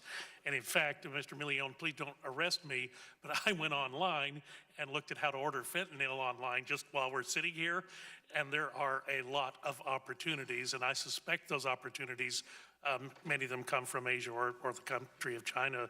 Mr. Brownfield, Ambassador Brownfield, do you think we're doing enough to interrupt those? Congressman, I'll say we're starting very close to point zero in terms of our cooperation with China. We have moved in a positive direction. We are dealing with a country that has somewhere between 170,000 and 400,000 companies that produce pharmaceuticals somewhere in the People's Republic of China. As recently as 2 or 3 years ago, there was largely no control over their production whatsoever. Since then, 116 synthetic drugs are now controlled by the Chinese government, and within the last month and a half, literally within the last month, 4 new ones, including important fentanyl analogs, are now controlled by the Chinese government. We have a dialogue. We are talking to one another. 3 years ago, their answer, which by the way is not unusual around the world, was we do not have a fentanyl problem, and therefore we are not particularly interested in cooperating with you because it is not being abused in China. We've gotten beyond that. Are we where we want to be? No, of course not. What you have just proven is we have not yet solved the problem, but are we in fact ahead of where we were 2 or 3 years ago? On that, I say yes. Well, and I thank you for that effort. I agree with you. That is a positive development. But given the distributional aspects on our United States map, is it possible, and really it's for anyone on the panel, is it possible to identify from which laboratories or manufacturing houses overseas which are causing us the greatest problems in these areas that we're seeing on our United States map? Does anyone have an answer for that? Congressman, it's a great question, and to build on what Ambassador Brownfield was saying, we've had, on the law enforcement side in China, in our Beijing country office, tremendous success getting leads from the Chinese of U.S.-based recipients of their fentanyl. That's a huge step forward and allows us now to kind of uncover that network in the United States. But yes, we've had successes uncovering what those labs are in China, and we've been working cooperatively with our law enforcement counterparts over there, and we're very pleased with the direction that's going.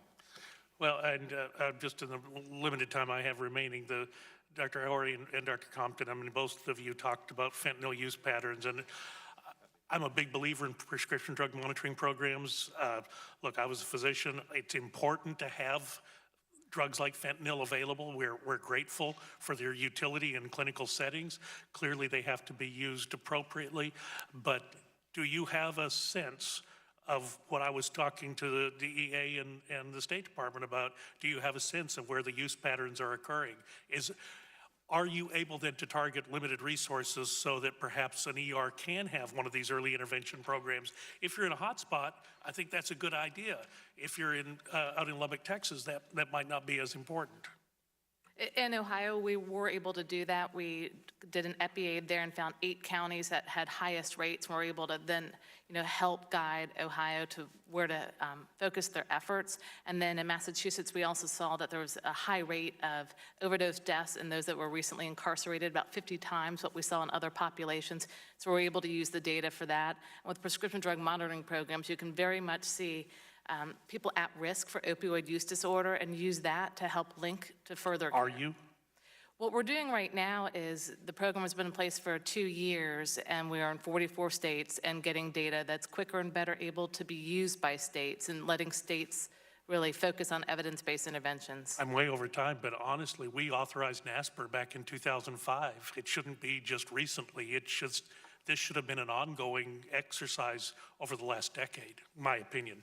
Thank you, Mr. Chairman. I'll yield back. Gentleman yields back. Before I recognize the next one, I want to put together a couple pieces here we just had. So the gentlelady from Florida and Dr. Birch from Texas talked about these issues. Kermit, West Virginia, I think that's where you mentioned this tremendous prescription rate, massive amount. I pulled up another chart here of disability rates in the United States, and don't you know, Mingo County and those areas in West Virginia are among the highest in the nation. What Dr. Burgess just pointed out, the deaths are occurring there. It makes me wonder, as you're talking about collecting more data, Dr. Horry, how much more data do you have to have? You're seeing these targeted areas where the amount of prescriptions is way, way out of control. You can see on that map, it's way out of control. And yet, and these deaths are occurring. So are there any kind of teams like going into these places and identifying who's writing these prescriptions and then the deaths that come from this? Absolutely. We've been sending teams into Ohio, to Massachusetts, to Rhode Island. We've given specific information to the states on how to combat West Virginia? this. West Virginia, we've been funding their program. I did a site visit myself out there to West Virginia. We've been working with each state to look at the prescription drug monitoring programs. And if you look at the guideline, 18 states have now adopted or have implemented aspects of the guideline to help with safer prescribing in their states. And we are starting to see significant improvements. And you see things like Kentucky, through our CDC funding, now in their prescription drug monitoring program has an alert for if there's high morphine milliequivalents to, again, make sure people are getting safer prescriptions. Right, thank you. Ms. Schakowsky, recognized for 5 minutes. Thank you, Mr. Chairman, and I want to thank all of our witnesses. This has been a very important issue because it's an important fight for our communities. Obviously, the law enforcement piece and figuring out how we can stop the entry into our country of the components of fentanyl is very important. But I want to say again, and it's been said many times before, this is also a very serious health issue. And to my Republican colleagues, as we face this vote that's coming up on Thursday, we have to recognize the importance of the Medicaid program. It's the second biggest payer for drug abuse treatment in the United States. It funded roughly 25% of public and private spending on drug abuse treatment in 2014. When we talk about West Virginia, we're talking about a lot of low-income people, and Medicaid is really the source of help for them. For my home state of Illinois, Medicaid has been absolutely vital to address substance abuse and providing access to treatment. Medicaid expansion has provided coverage to 650,000 low-income adults in Illinois, nearly 1/3 of whom have mental health or substance abuse disorders. That's just the typical percentage all over the country. Without Medicaid, these individuals would be more likely to end up in emergency rooms or jails, which would drive up costs for state and local budgets. It's also clear that in Illinois, we need to be further expanding access to substance abuse treatment, and I'm sure that's the case in many other states around the country. From 2014 to 2015, Illinois saw a 120% increase in the number of deaths from drug overdoses. So, yet the Republican Trump Care proposal would decimate the Medicare program, which serves 1 in 4 people in Illinois. 1 in 4 people in Illinois. The Republican bill would end Medicaid expansion, impose a drastic per capita cap on funding. I don't want to go more about that because it's been certainly addressed. Dr. Compton, wouldn't you agree that solving the fentanyl and opioid addiction problem requires that we also ensure that people have access to appropriate substance abuse treatment? Certainly, given that the underlying issue is an opioid use disorder, treatment is a key component of solving this problem. Thank you. And Dr. Ari, in your testimony, you stated that, quote, the rise in fentanyl, heroin, and prescription drug involved overseas are not unrelated. I'm sorry, overdoses, not overseas. I'm going to say that again. The rise in fentanyl, heroin, and prescription drug-involved overdoses are not unrelated. Would you agree that in order to solve the fentanyl crisis, we must also address the larger opioid prescription drug epidemic? Yes, I think a very comprehensive approach is needed, and I think prevention is a key aspect of that. I wanted to also ask Dr. Compton, how harmful would it be for a patient with an opioid disorder to have to discontinue his or her substance abuse treatment? One of the keyest predictors of relapse and of recidivism is stopping treatment. So when people stop treatment, particularly abruptly, they're at extraordinarily high risk of relapse to their underlying addiction problems as well as criminal behavior and other serious problems. Thank you. I'm very concerned. I'm also on the Budget Committee. We know that there's been proposed an 18% cut in HHS, $5.8 billion cut in the National Institutes of Health, which my understanding is that you're actually doing some research on, I don't know if the right word is vaccine, but some sort of prevention, something that would, against opioid addiction. Is that true? Well, we even have research specifically targeting fentanyl, where the development of a vaccine might lead to an approach that could keep the fentanyl from getting into the brain. The goal is to keep it in the circulatory system so you get antibodies developed that attach to the fentanyl and keep it out of the brain where it exerts its dangerous effects. Thank you. Again, I want to thank all the people who are here today testifying how you're trying to stop it before it starts and understand all the sources.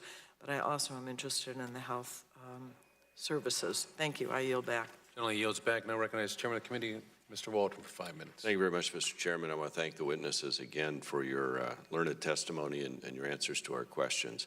The fentanyl threat, Mr. Chester, has been described to us as the third wave of the opioid epidemic. It seems to me that individual states, and I've looked at some maps, are seeing different effects, different aspects of the overall epidemic.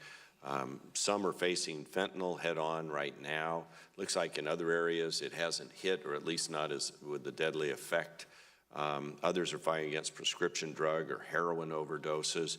So I guess my question is, are we better off to look at this as a sort of on a state-by-state basis I realize there are national implications, but it seems like there are some real hot spots in the states. And so when we think about a strategy here to combat it, should it be multi-headed and look at this opioid epidemic in that way, and look at kind of all the above, or sort of a one-size-fits-all? What from your experience would work best? Yes, Congressman. So we look at it as a complex national security, law enforcement, and public health issue at the national level.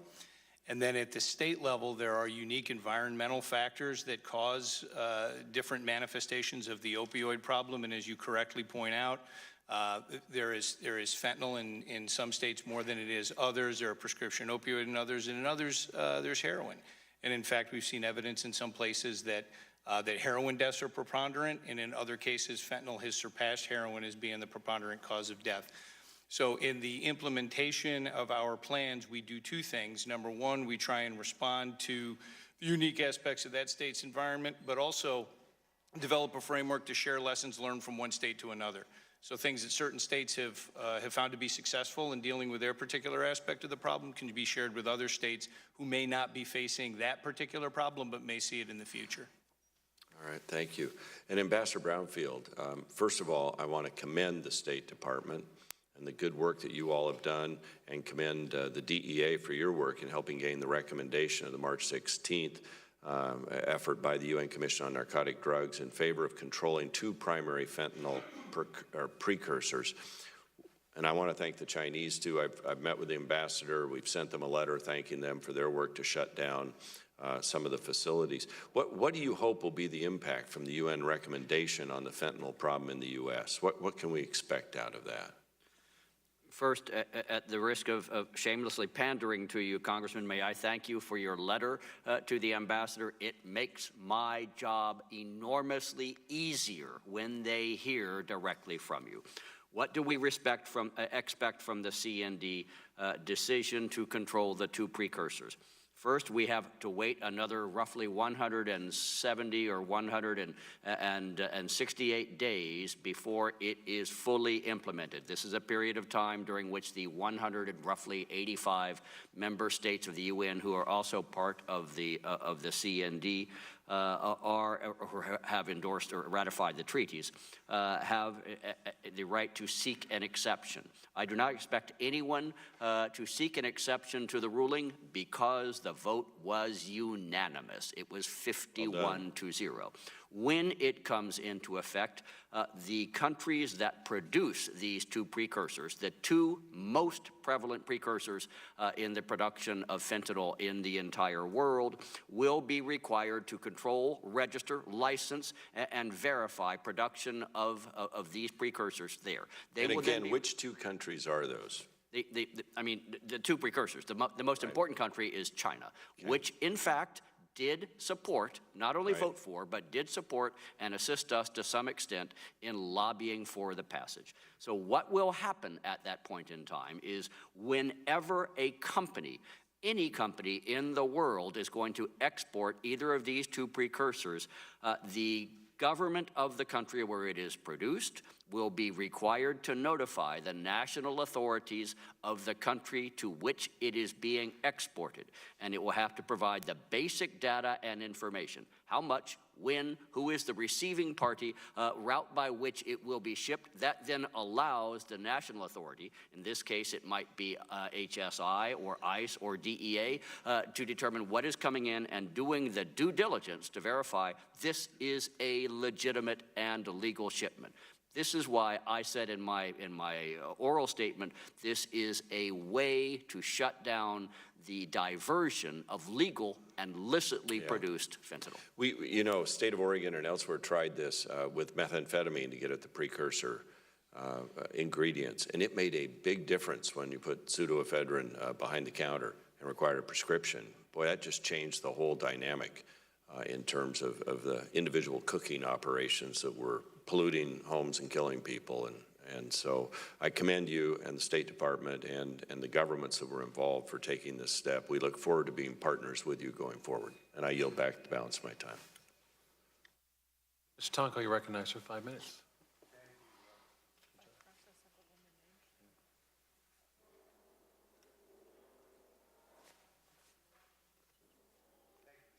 It's not on.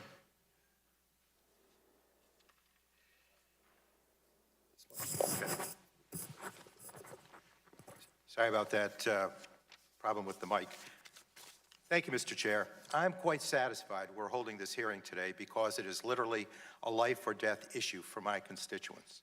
In my hometown of Amsterdam, New York, a small community of about 18,000 people, we had 4 overdose deaths and another dozen treated overdoses in the month of December alone. If that rate of carnage were maintained for an entire year, 1 in every 375 individuals in my hometown would perish. These overdoses were all attributed to fentanyl. 1 in 375. When you drive down the interstate in my district, instead of billboards advertising for McDonald's or Taco Bell, you see billboards advising you to call 911 in case of an opioid overdose.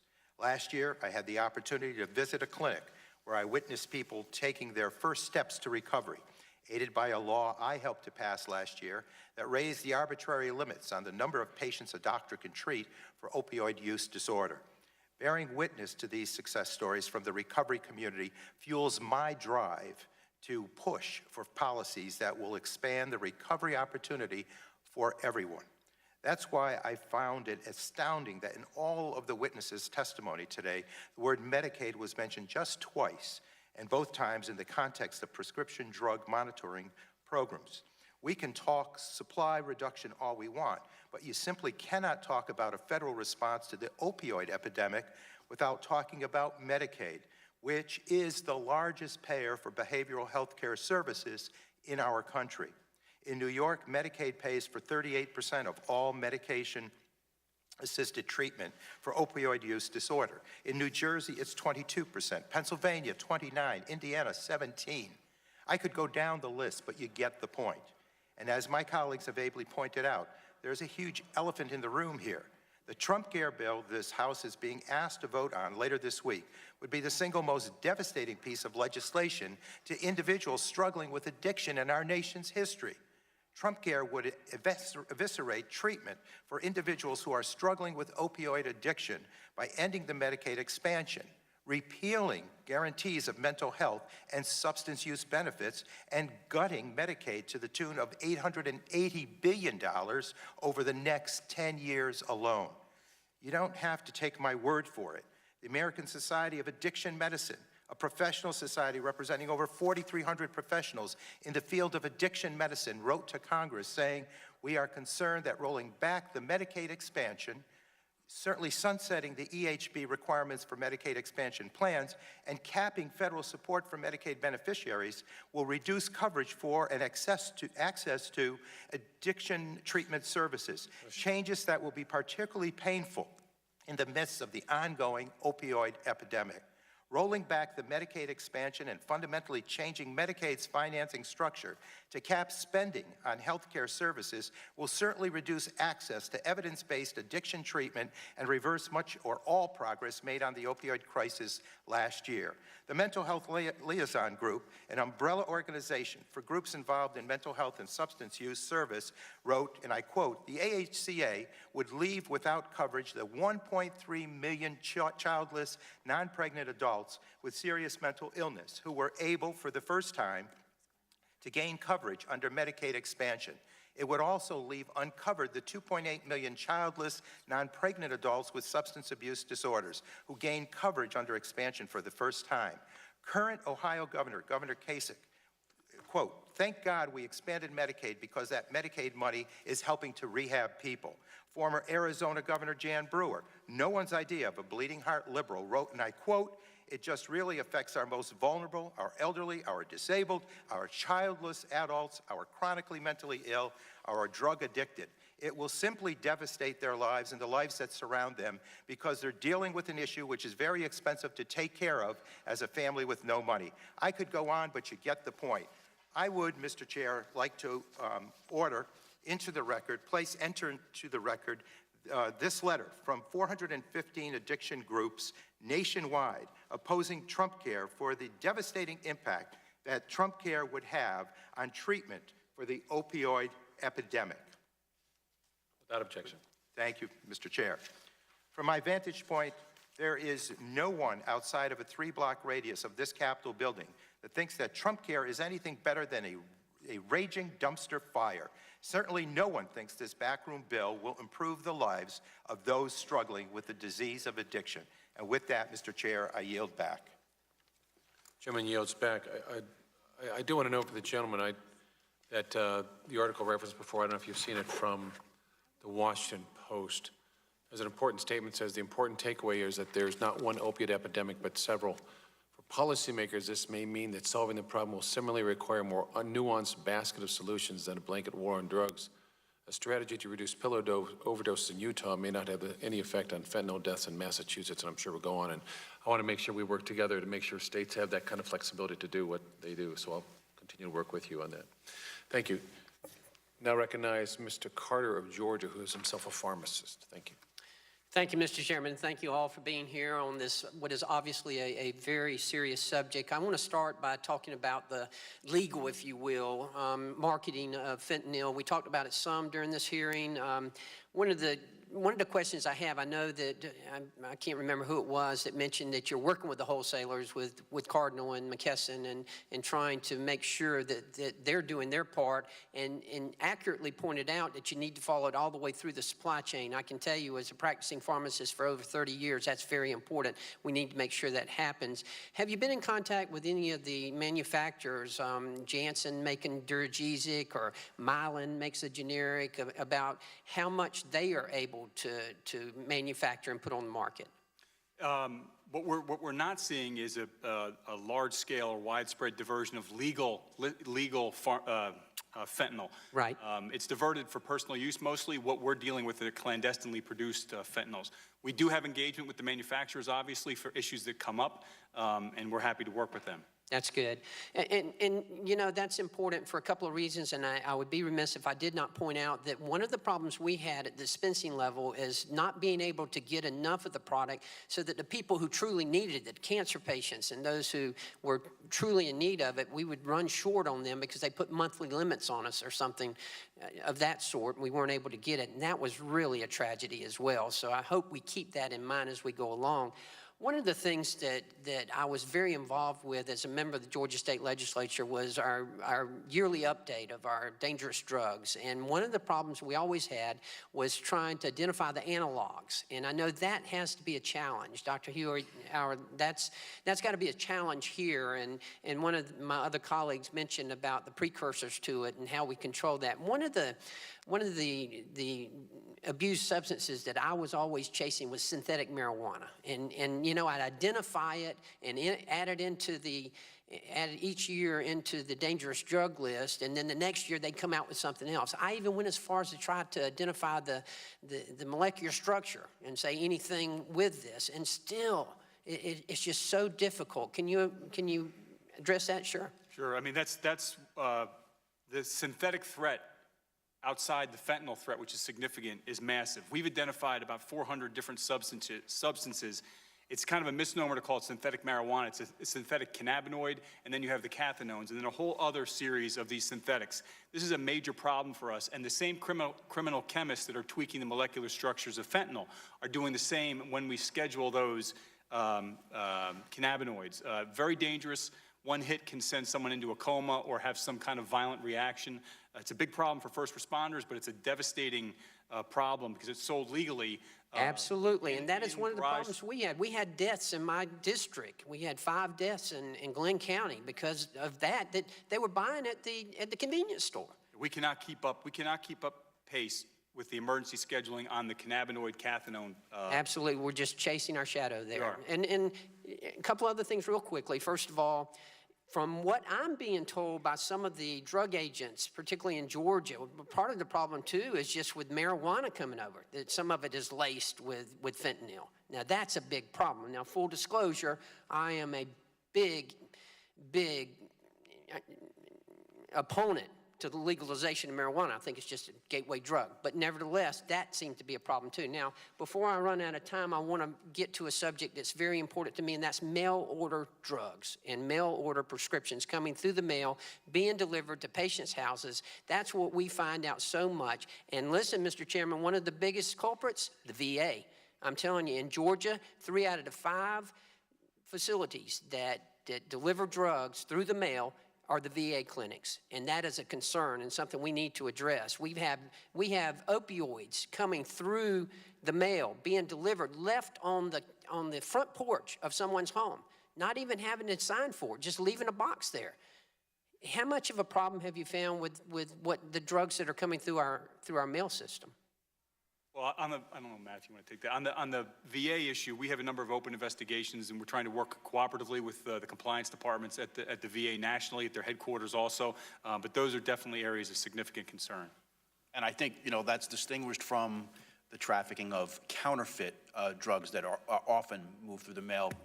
When Representative Burgess talked about going online, there's just a plethora of online pharmacies that are, appearing to sell legitimate pills when in fact they are counterfeit. Absolutely. Those are moved through the mail system on a daily basis. And I see I'm out of time, but I do want to say that is a problem we need to be looking at, Mr. Chairman. This committee and this Congress needs to be looking at mail order prescriptions and what's going through our mail now, and I yield back.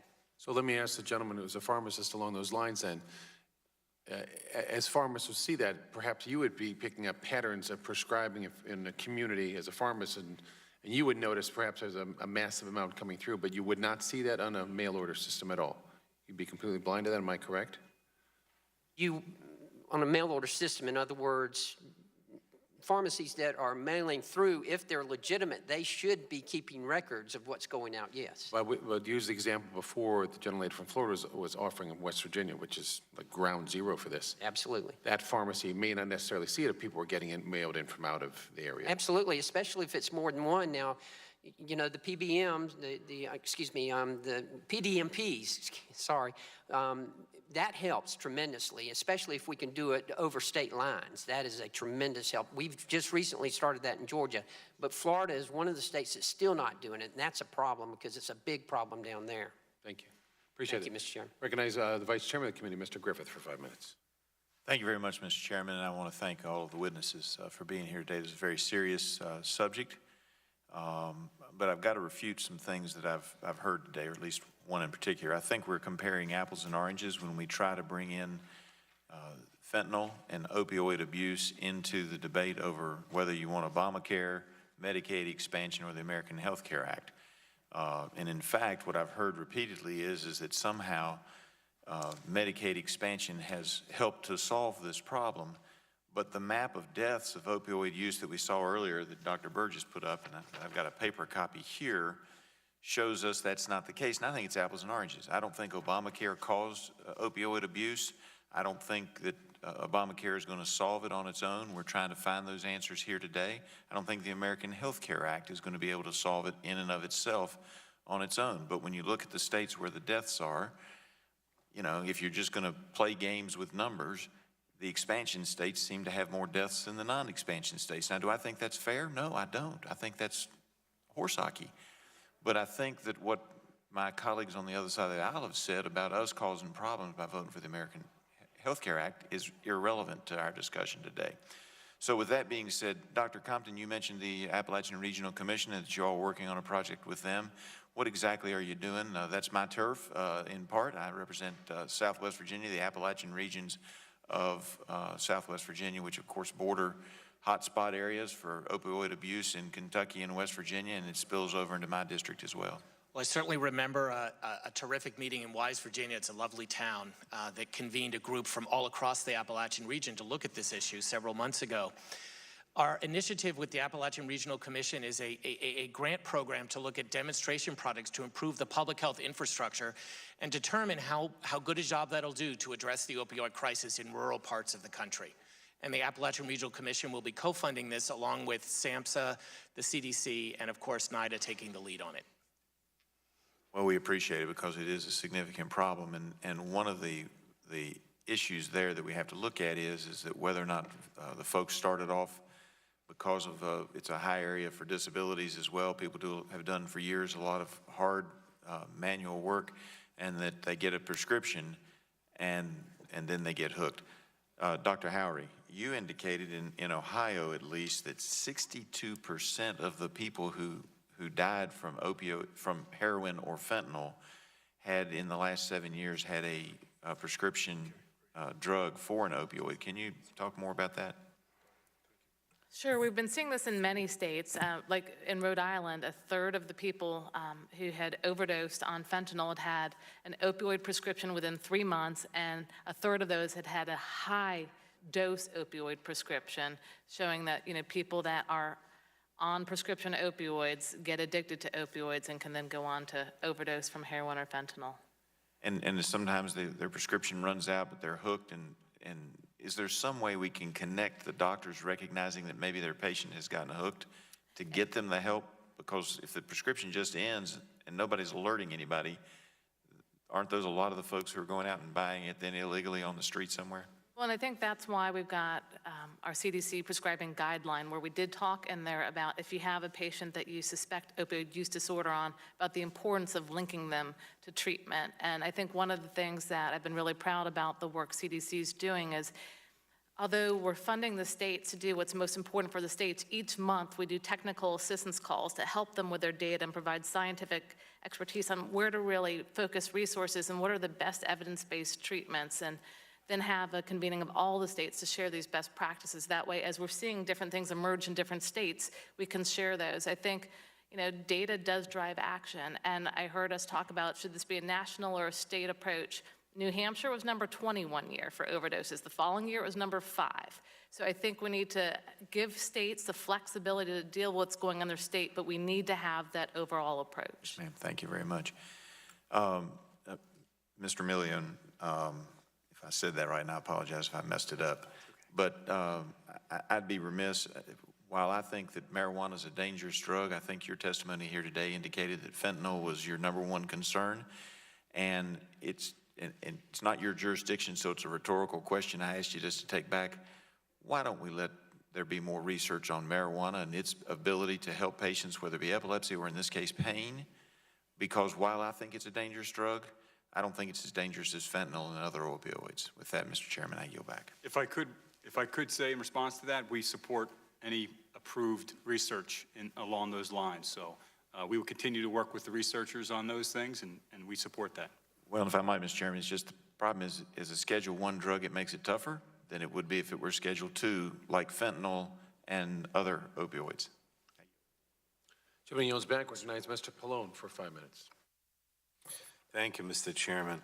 The Affordable Care Act, through the expansion of Medicaid, extended health insurance coverage to hundreds of thousands of Americans in urgent need of treatment for opioid use disorders. And I'm concerned that if the money is cut from Medicaid, which is what the CBO says would happen with the Republican bill, patients could lose access to care, and this could make the fentanyl problem even worse. So, Dr. Compton, in your testimony, you state that, and I quote, "Opioid addiction is a chronic condition and many patients will need ongoing treatment for many years." What could happen to a patient if their treatment for an opioid addiction was interrupted, for example, because the patient no longer had health care coverage for substance use disorders? Well, we do know that when treatment is interrupted or stopped, whether that's intentional or unintentional, the risk of relapse is extraordinary. Well, thank you. Now, some health experts estimate that nearly 1.3 million people are receiving treatment for mental health and substance abuse disorders thanks to Medicaid's expansion. Our efforts to curb the opioid epidemic, I believe, could be severely impacted if those now receiving treatment lose their health insurance. Should the ACA be repealed, we clearly would expect the opioid crisis and, by extension, the fentanyl crisis to worsen. So, Dr. Compton, again, if people who are currently being treated for an opioid use disorder were to lose coverage, would we expect the numbers of overdoses from opioids, including opioid-containing fentanyl, may increase? Well, I hesitate to make a prediction when there's so many factors that can play a role here in terms of how states will respond, how the Medicaid system in general will be organized. Our goal, of course, at NIH and NIDA is to make sure that the research we support is implemented no matter what the healthcare system is. Okay. I just use this state of West Virginia as an example because it was very hard hit by, or is very hard hit by, the opioid epidemic. A February 6th article by the Pew Charitable Trust reports that West Virginia, in fact, has the highest opioid overdose death rate in the nation. Let me ask Dr. Howery, I don't know if I'm pronouncing it right there. Are you aware that West Virginia has one of the highest death rates from opioid overdoses in the U.S.? Yes. And Dr. Compton, that same Pew article reports that the Medicaid expansion has added 173,000 adults to West Virginia's Medicaid program. West Virginia's Medicaid enrollment is now at 573,000 people, which is about a third of the entire state's population, according to the Pew article. Dr. Compton Pew also reported that in 2015, the first year that West Virginia expanded Medicaid, the number of people in treatment for substance abuse jumped from 16,000 to 27,000. The increased use of Medicaid services for substance abuse would suggest that thousands of West Virginians went without needed treatment service prior to Medicaid's expansion. Would that be a fair assumption, Dr. Compton? Well, certainly when we think about states like West Virginia, I'd point out that the rural aspects make it very complicated to deliver services. So I'm very proud that we're able to implement this new research program in rural areas. And it would appear to me that Medicaid is essential in West Virginia's fight against opioid addiction, which would include the growing problem of fentanyl. I guess my last question, again, Dr. Compton, is if West Virginia were to lose these services, would we expect that the opioid and fentanyl problems to worsen, assuming that they were, lost Medicaid coverage, those people? Well, I can't speak to the implications of the coverage issues, but certainly for individuals who are being treated, if you stop their treatment abruptly, that could be very deleterious. I mean, the problem that I see is that the Republican bill, with regard to the expansion, eliminates the essential services guarantee. And what we've found in the past is a lot of times when you don't have that kind of guarantee, the first thing to go is behavioral services, drug treatment, mental health services, things that are expensive and that many states didn't provide until we said in the Medicaid expansion that they would have to. And I just think that between the cutbacks that would occur, because states would be getting less money, they're going to get less money. They don't necessarily have to cover people depending upon their income. As they reduce the Medicaid expansion population. And then even with the traditional Medicaid or any kind of population, if there's no guarantee of essential services, then, the first thing that often is cut back is treatment for drugs. So that's my fear. And that's why I think that this is devastating if we're trying to deal with fentanyl and some of these other opiate problems that we have. So thank you all. Thank you, Mr. Chairman. Thank you. Gentleman yields back. Recognize Ms. Brooks for 5 minutes. Thank you, Mr. Chairman, and thanks to everybody on the panel for your incredibly important work. I must say that fentanyl is not a new problem. I was U.S. Attorney in Southern District of Indiana from 2001 to 2007. I learned about fentanyl then, but yet we didn't talk about it much. The way we focused on methamphetamine and the dangers, for instance, to children, to the environment, what we're not talking about in the country is the danger. We talk about the overdoses, and now seeing the incredible increase in the overdoses, but can we talk a little bit about truly how just dangerous fentanyl is as a product? And I realize that this gets a little dicey because we use it in medical procedures, but I think having just been with law enforcement and firefighters this past weekend, there are dangers, are there not, Mr. Allen? And that's part of why you're doing training, and I want to ask you, Mr. Milione, can you talk to us about the dangers of fentanyl and why haven't we for a long time now talked about the incredible danger, because I don't think addicts and I don't think their families really have understood how incredibly dangerous it is. I would say that in the law enforcement community, we have been. I would say since the recent surge in fentanyl, one of the key things that we've gotten out to the law enforcement community, largely following the lead of DEA, is making awareness to our personnel, to public safety personnel generally, what they could be encountering. For us operationally, it's changed how we do some of our work. One of the investigative techniques that we have done historically is to purchase drugs, whether that's online, DEA more domestically and online. We've stopped doing that because of the officer safety concerns that we have that could be inherent to an undercover agent buying drugs or a state and local officer buying drugs and not necessarily knowing what they're purchasing. There's also a challenge for us from the perspective of field testing. Gone are the days, glorified in a lot of television shows, of agents, pulling out a pocket knife and probing a package of suspected drugs and putting that into a test kit. We, particularly at DHS and within DHS, Customs and Border Protection, has taken the lead on trying to examine and explore in field non-intrusive testing that would allow us to go to a place where agents don't have to physically open a package in order to determine what the substance is inside. Mr. Millian, why is there a surge in fentanyl? What is your, and DEA, and I know you've been at this for a long time, but what would you say is the cause behind the surge that we've been seeing? It's free market principles applied to the convergence of the opioid epidemic with massive profits that can be made, and cartels and criminal groups that are exploiting that.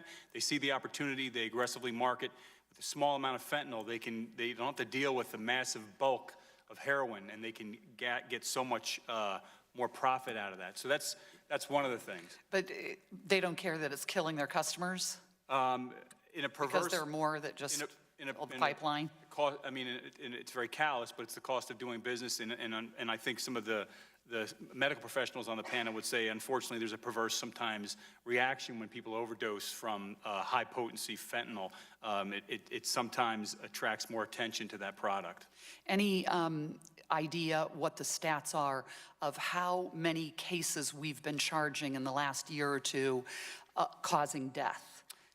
Federal cases where we are actually prosecuting drug traffickers for causing death. I'd have to get back to you with specific statistics, but we are doing more and more of those around the country. Death resulting cases, working with the U.S. Attorney's offices. We're engaging with the U.S. Attorneys, trying to get them to lean forward and work cooperatively on that. It's definitely what we're focused on. And I guess going to Dr. Hori's comment, is part of the challenge maybe for a U.S. attorney is that coroners are not keeping track of and going into that much detail on the cause of death, which could be a problem I could see for a U.S. attorney. But should we be asking or requiring coroners to do a better job on that aspect? I think it's a resource issue for coroners and medical examiners. When you look at the opioid epidemic and the number of deaths that they're now doing cases on, oftentimes they don't have the resources in their community to do that testing for fentanyl, or they don't have the labs, so they have to send it out, which is additional funding that they need. Besides the labs, what kind of resources would they need to do the testing, beside a heroin death or a fentanyl death? So they would need the lab to distinguish the type of analog. I think also it's helpful to have the medical examiner do the family history and so forth to determine if this was an unintentional overdose, was this illegal fentanyl, where you can see the injection or other paraphernalia associated with it. But I'd say it's really the testing for the laboratory and the training as well. Thank you. I yield back. Mr. Wahlberg, you're recognized for 5 minutes. Thank you, Mr. Chairman, and also thank you to the panel. It's clear from your testimony and the questions that you live in a world that's difficult, frustrating, challenging, ugly, but you're doing a great job for us, and we appreciate that. My home state of Michigan shares over 700 miles of land and water border with Canada as part of the longest border in the world. Mr. Millian, does DEA have precise data on how much fentanyl is coming in directly from Canada? We have the data as to what's been seized, but there's a certain flaw in that. We don't know exactly what's coming in, but we know what we've seized, and we can get those statistics to you. It's imperfect, though, because there are networks that are finding any porous entry to be able to get it in. Having flown over the entry from the Detroit River into Lake Erie and seeing the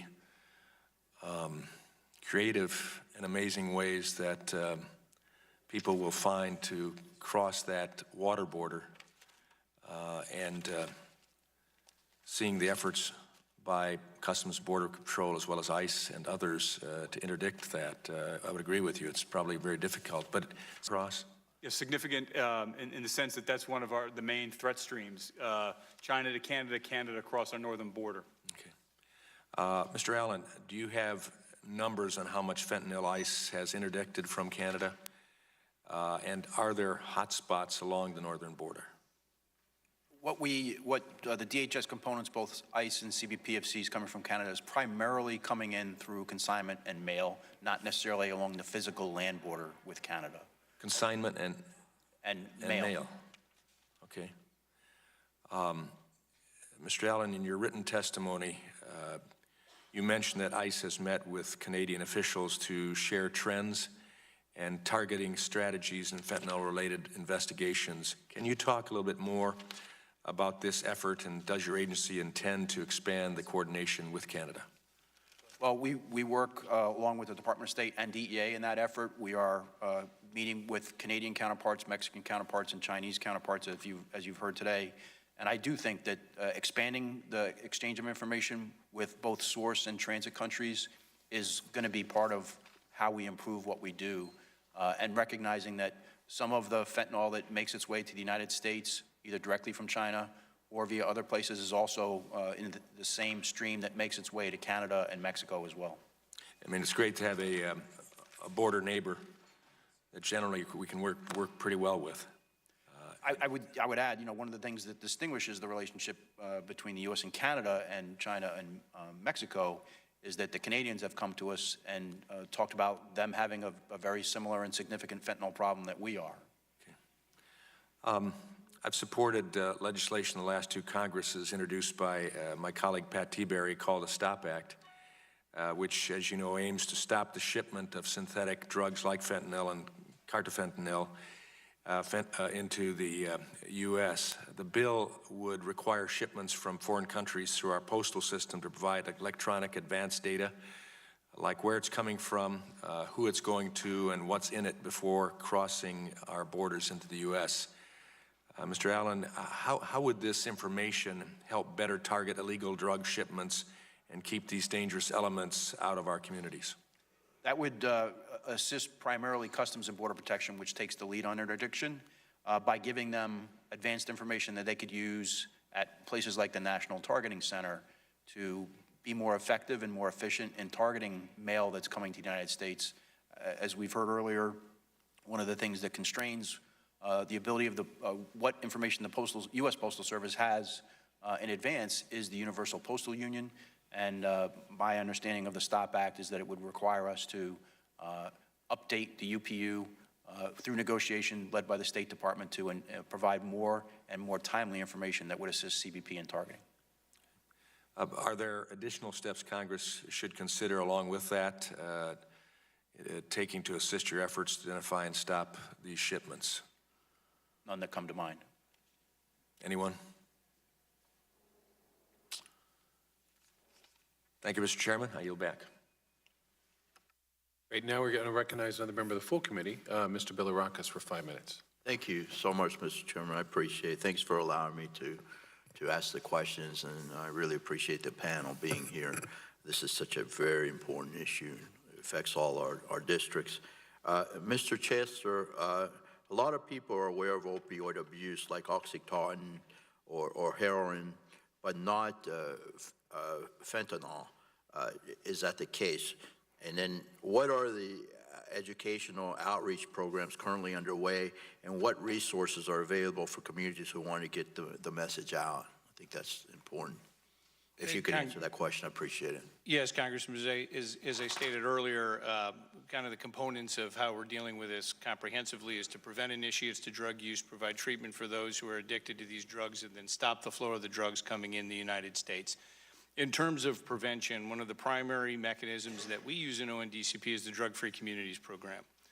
The Drug-Free Communities Program, which is funded by ONDCP and is managed by the Substance Abuse and Mental Health Services Administration, is in thousands of communities around the country, is a prevention program that is focused on individual needs of individual communities. Local communities require local solutions, and it's a coalition of 12 community members that are focused on the needs of that particular community, not only to raise awareness of drug issues, but prevent primary drug use or initiation of primary drug use, focused on a demographic of about 13 to 17 years old, which is the target demographic for that program.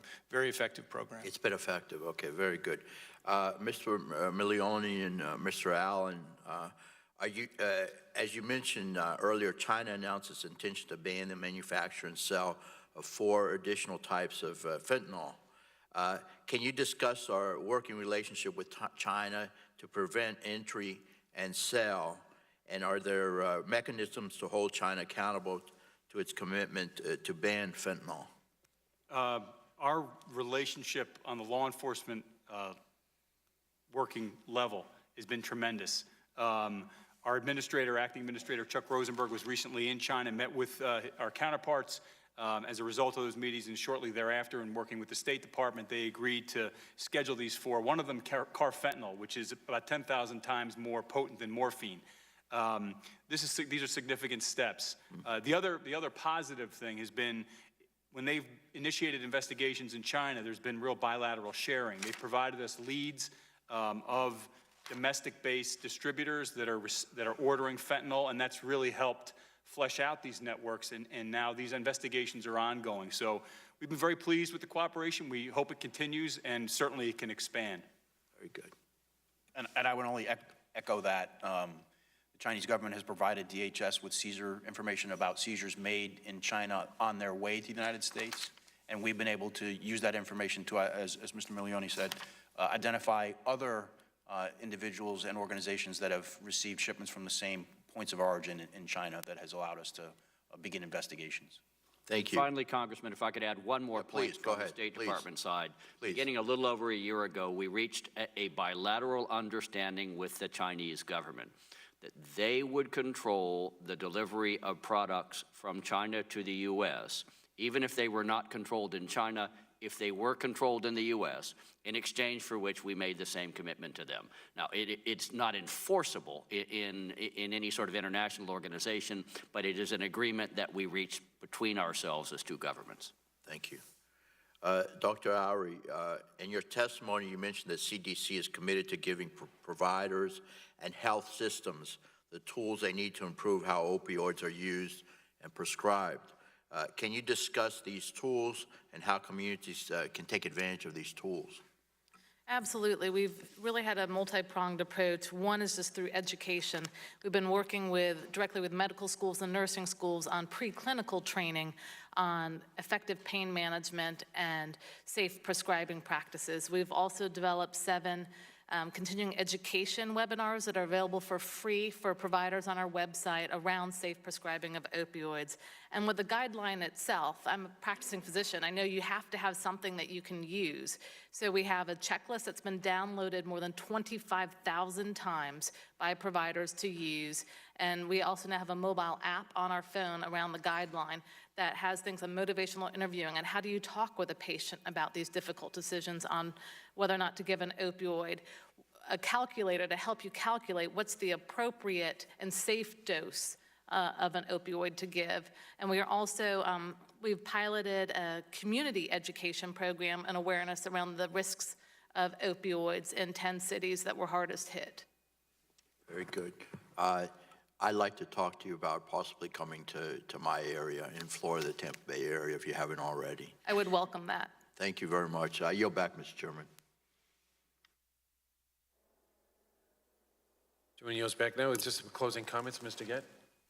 Thank you, Mr. Chairman. I just wanted to respond to what our colleague, Mr. Griffith, said about the ACA. Certainly, nobody thinks that the shocking increase in opioid and heroin use is in any way related to the ACA.